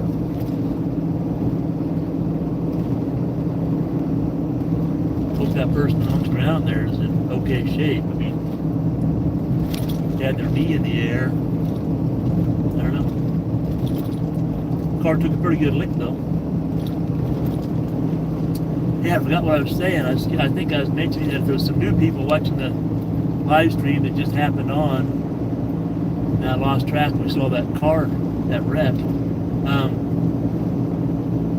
We got the live stream going. I'm not watching for any comments, not reading any comments, just paying attention to driving. I'll look at the comments tonight or later on when I check the video. But Diane and I have been full-time RVers for 12 years now. And we did a blog for the first number of years, switched over to a YouTube channel, sharing information on the YouTube channel. For fun. We don't do it for a living. We hardly make any money off the YouTube channel at all. And we don't care. It's for us, the YouTube channel is a way to share information with people that are either RVs looking around the country. We try to do RV park reviews. We do some product reviews, but we're not sponsored by any products. Nothing like that. So we're not getting, we're not getting paid by people to talk about their products, nothing like that. We do have a YouTube, we do have a Amazon store, which has stuff in it that we use. We're not sponsored by those people, but if you do go to our Amazon store and you purchase something through that, you don't pay any more for it, but we do get a small kickback. And we just use that money for bad money, like camera equipment or I don't know, whatever. But yeah, we might make 20 bucks a month off that Amazon channel. But people went there more. Even if you go through our YouTube channel and go to the Amazon store and you search for anything, if you went and search for diapers, It wouldn't be in our Amazon store, of course, but if you bought diapers, you wouldn't pay any more for them, but we can get a small kickback. We might get 25 cents, which our channel, we appreciate it. And if you watch our YouTube channel, if you watch our videos, if you give a thumbs up, for example, or you leave a comment, you subscribe to our channel, that kind of helps YouTube know that people like our channel, and they push our content out to people more, and then, you know, we get a small kickback from YouTube.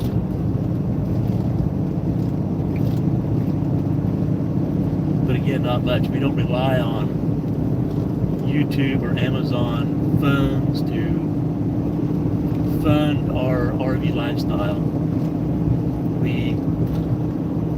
We're both retired, and that's what we rely on our retirement for travel. Not that a little extra mad money doesn't help, especially in today's times, right? Things are getting so crazy cost-wise. If people were kind enough to use our Amazon channel to go through and order things, or if they're kind enough to give us a thumbs up and leave a comment and subscribe to our channel and watch our videos, hey, every little bit helps now these days. Speaking of every little bit helps, one thing we use for fuel, saving money on fuel, it's called the Upside app. Anybody heard about that? Maybe you watched our video. We just had a video come out about the Upside app.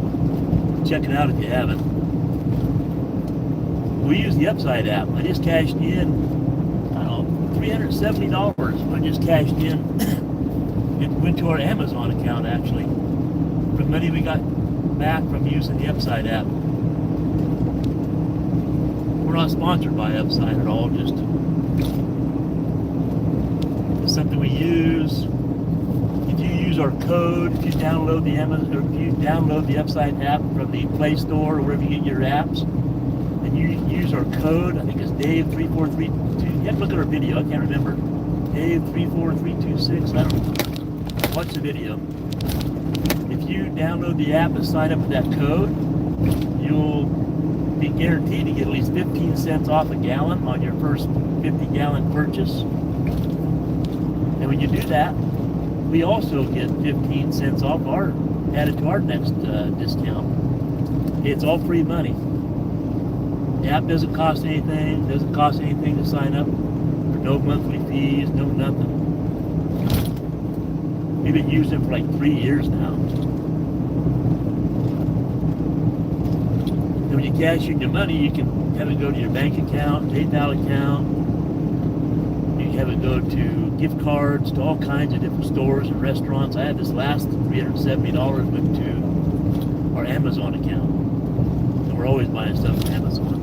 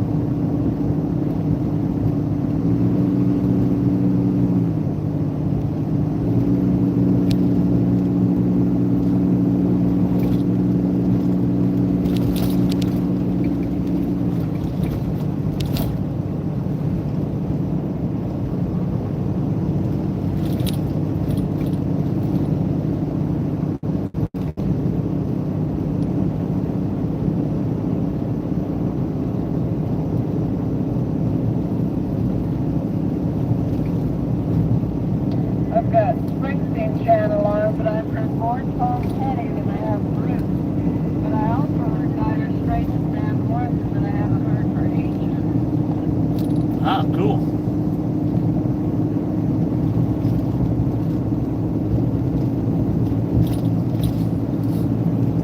So, I mentioned a while back, that Diane really enjoys driving in the car behind me. She likes sitting back there listening to her Bruce Springsteen channel. And we've always done XM radio, or Sirius, I take that back, Sirius radio. And you know, it's not very expensive for it, but you have to pay for it. We said, oh, what the heck, we're done paying for Sirius radio. So I never listened to it in the truck. But so now we started doing the Pandora, the free version of Pandora. So Diane's back there listening to the Bruce Springsteen station on her Pandora.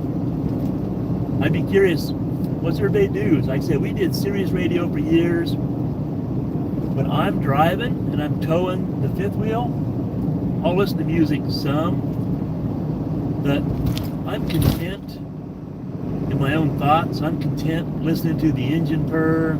I'm content listening to any unusual sounds or whatever else. I just kind of putz along. I don't mind getting into deep thought, you know.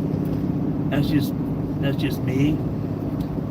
But I will turn the radio on now and again and listen to tunes for a while. But what about you? Do you listen to music when you drive down the road? Do you just chat with somebody in the car?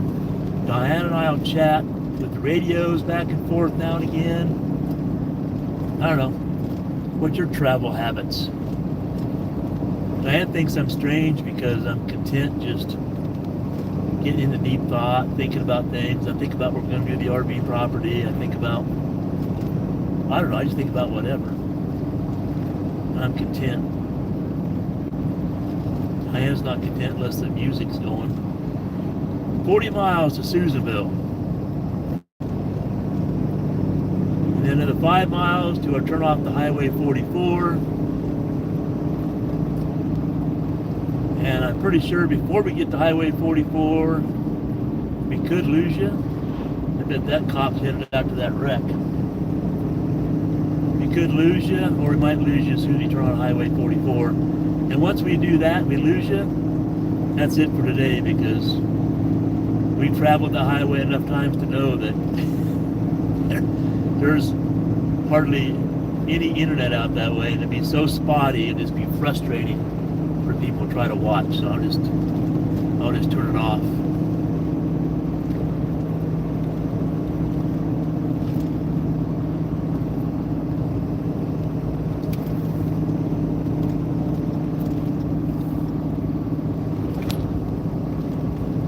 I don't think we have anybody following us, but just Diane, and there's one car back there. I bet some of the traffic that was right behind us might have got held up with that wreck back there. I don't know.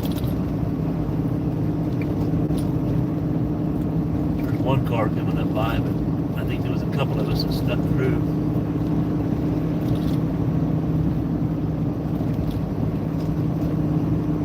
Yeah, we certainly hope those people are okay. It was a pretty good bang. There was, you probably saw the video, there was pieces of bumper and glass and all kinds of stuff in the middle of the road. I don't know if they hit the horse trailer that was across the road from them, or there was just no sign of a second car.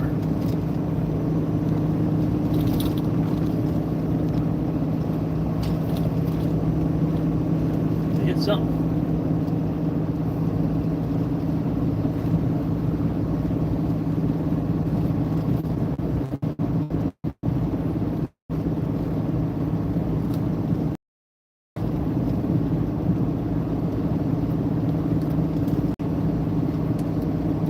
I think I put McLeod in the GPS, Diney.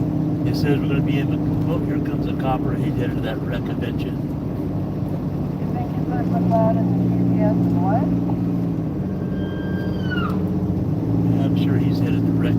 I put the McLeod in the GPS, and it says we're going to be at McLeod at 12:37. Of course, we'll probably be a little bit slower, but we should be at McLeod by 1:45.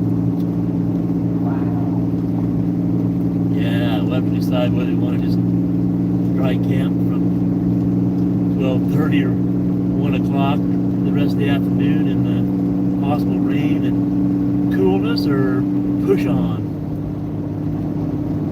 Well, we can make that decision.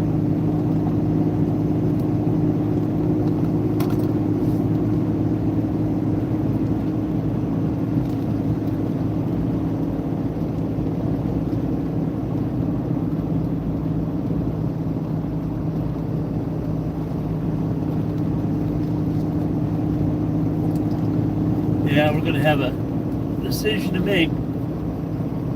I put the, you probably heard me tell Diane, in the GPS, I think I put McLeod just for a reference point. And it's showing we're going to get there at 12:37, except I know there's some areas that we're going to go a little slower through, so we'll probably be to McLeod, which is actually I-5 in California, at 12:37. Then it's a matter of, do we want to find a boondocking spot there and just kick back, or if we want to jump on the freeway and run up through Siskiyou Pass and drop down and get a campground up in Oregon. We'll be making that decision. In a way, it's hateful to kill an afternoon when there's nothing we're going to do except for sit in the coach, probably because it's going to be raining.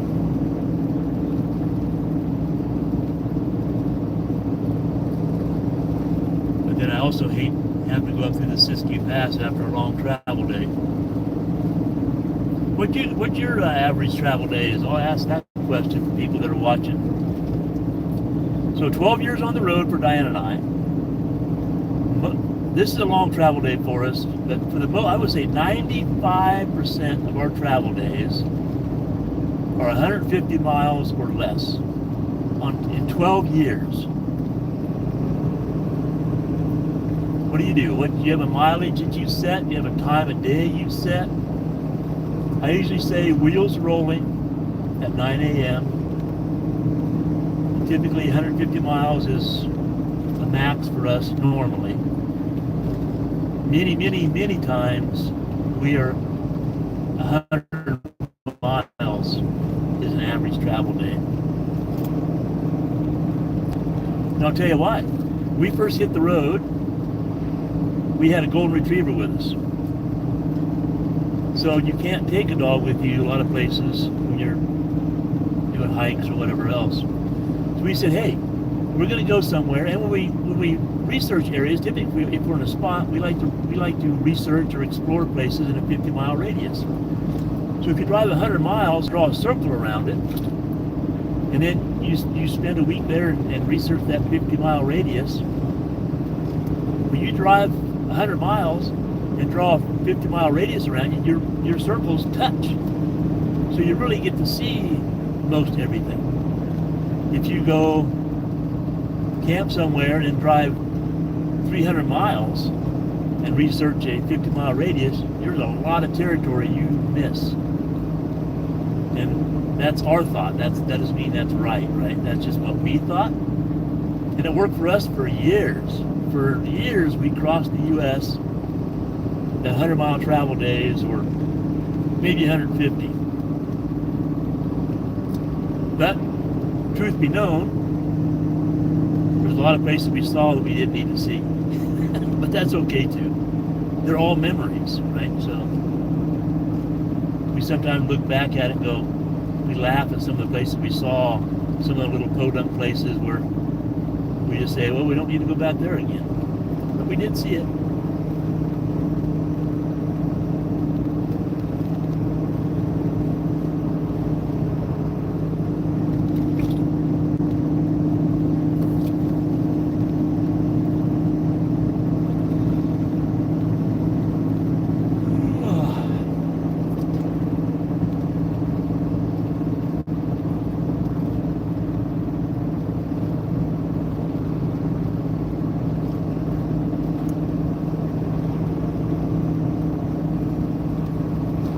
So one reason I know that we won't be in McLeod at 12:37 is that once we leave Susanville and get up on Highway 44, we will stop at that rest area that I told you about. If you're watching a time ago, I told you about that rest area. It's about 20 miles outside of Susanville on Highway 44. We will stop there. We'll use the restroom. We will drive back to that big asphalt area, that snow park I told you about. And we will probably stretch our legs and do whatever, walk around a little bit, and then take off. So we'll kill a half hour there, easy.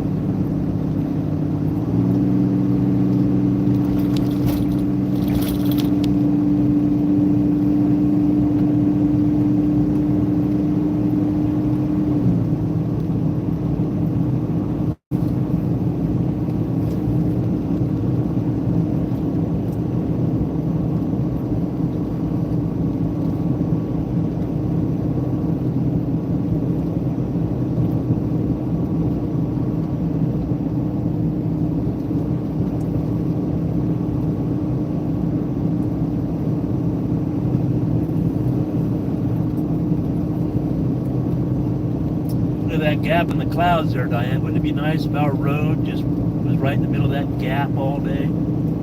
It's going to.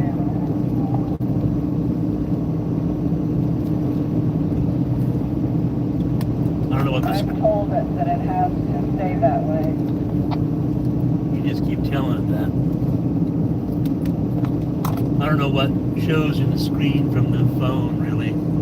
But there's a bank of clouds off to the right, there's a bank of clouds off to the left. And then there's it's not really blue sky, but a gap of fairly blue sky down the middle.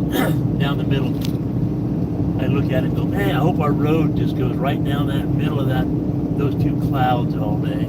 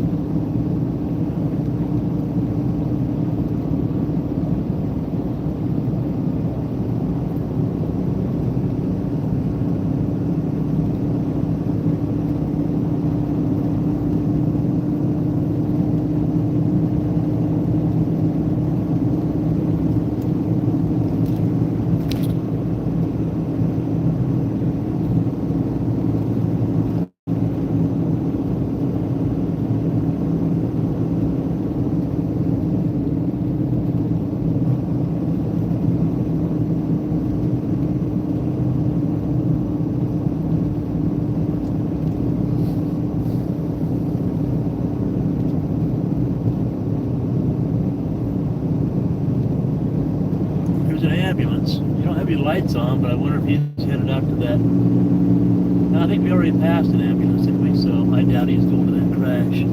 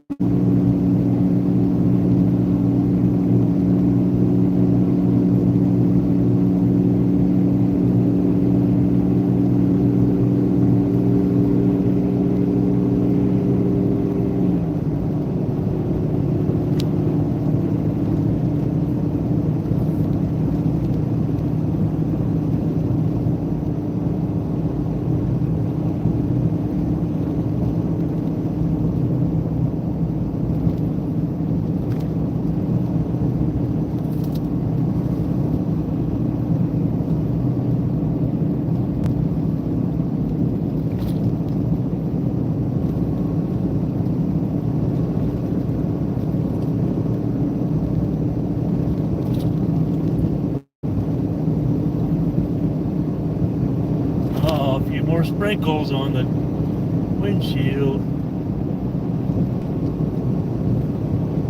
I think I jinxed this by making that comment back there.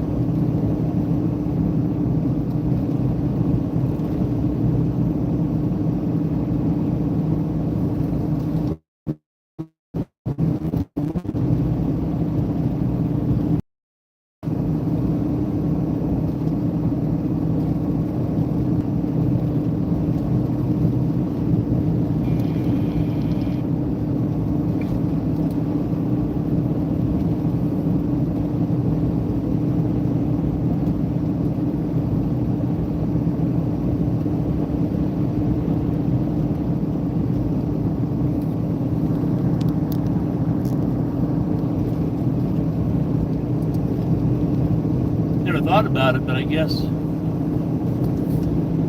by shooting video is draining the cell phone battery faster than the charger's keeping up. So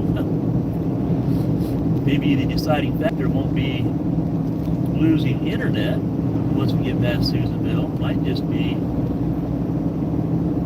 the phone going dead.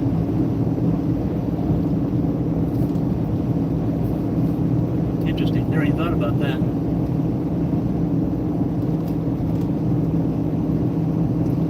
Now, one thing for certain, once I quit shooting the live, the phone charge back up.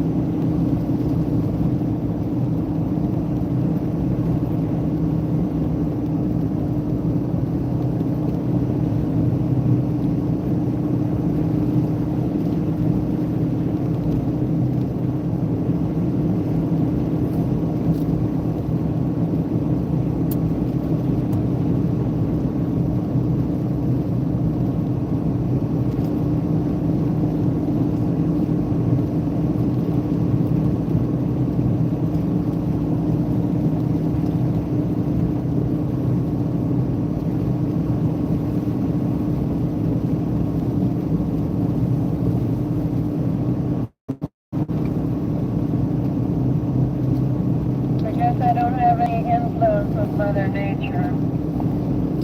No, you didn't ask hard enough. I think we jinxed ourselves by talking about it.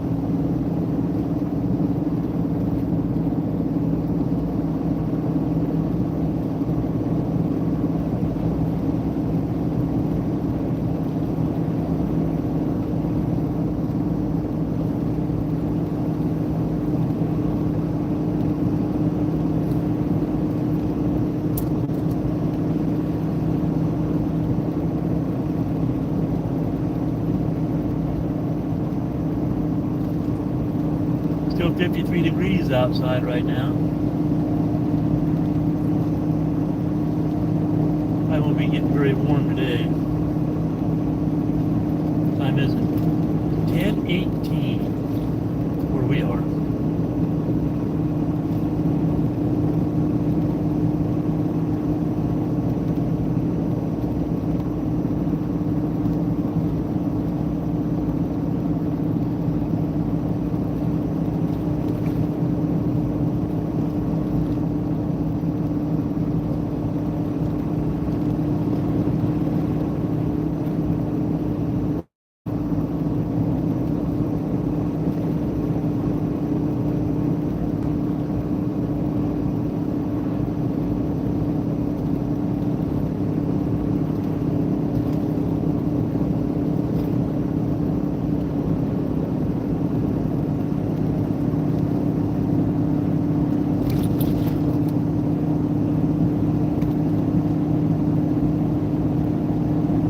Story. Once we get past Susanville and head out on Highway 44 heading to McLeod, I made mention that Diane and I have ridden that numerous times on Harley. And I think about this because I see the trees that are burned off the left-hand side. Think about all the fires they've had up here over the years. I remember a time when ride along on the Harley and had Diane lean forward. I told her, when I die, just burn me and spread my ashes all along this ride. We loved it so much. And then the fire started. I mean, man, that section out there between Susanville and McLeod, they had so many fires. A couple years ago, I told her, forget about spreading my ashes there. I'll find someplace else. But, you know, but again, that will all grow back. It'll be pretty again.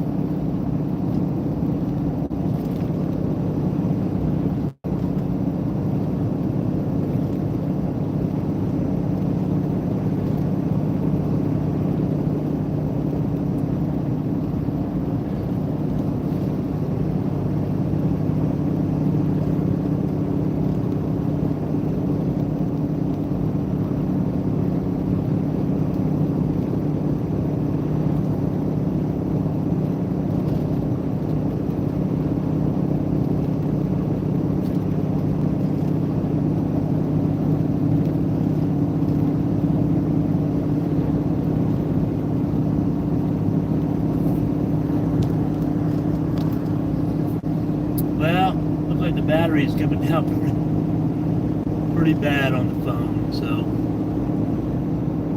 I reckon the smart thing would be just to end this video. I was hoping maybe to get to Susanville. I don't think we'll make it to Susanville for a round of battery.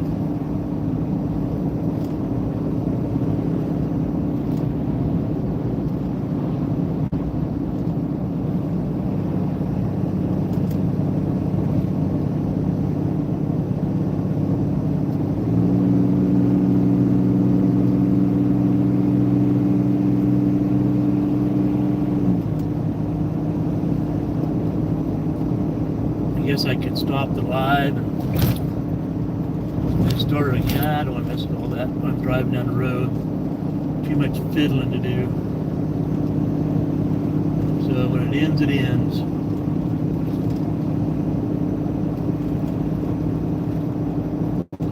I'm sure you can appreciate that.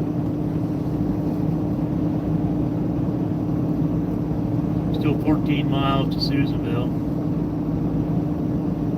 19 miles to 44. We got most of the day.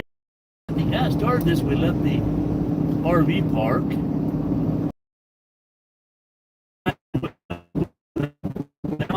Now we lost connection. I'm not sure what it did to the video then.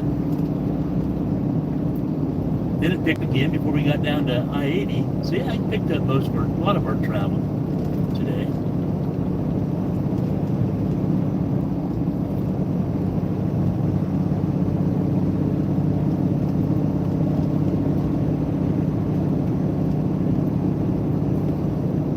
I guess if I really wanted to shoot video travel, I'd have to, what? Get a more powerful charger to put the phone on in order to keep up with shooting video? Or, there is a way,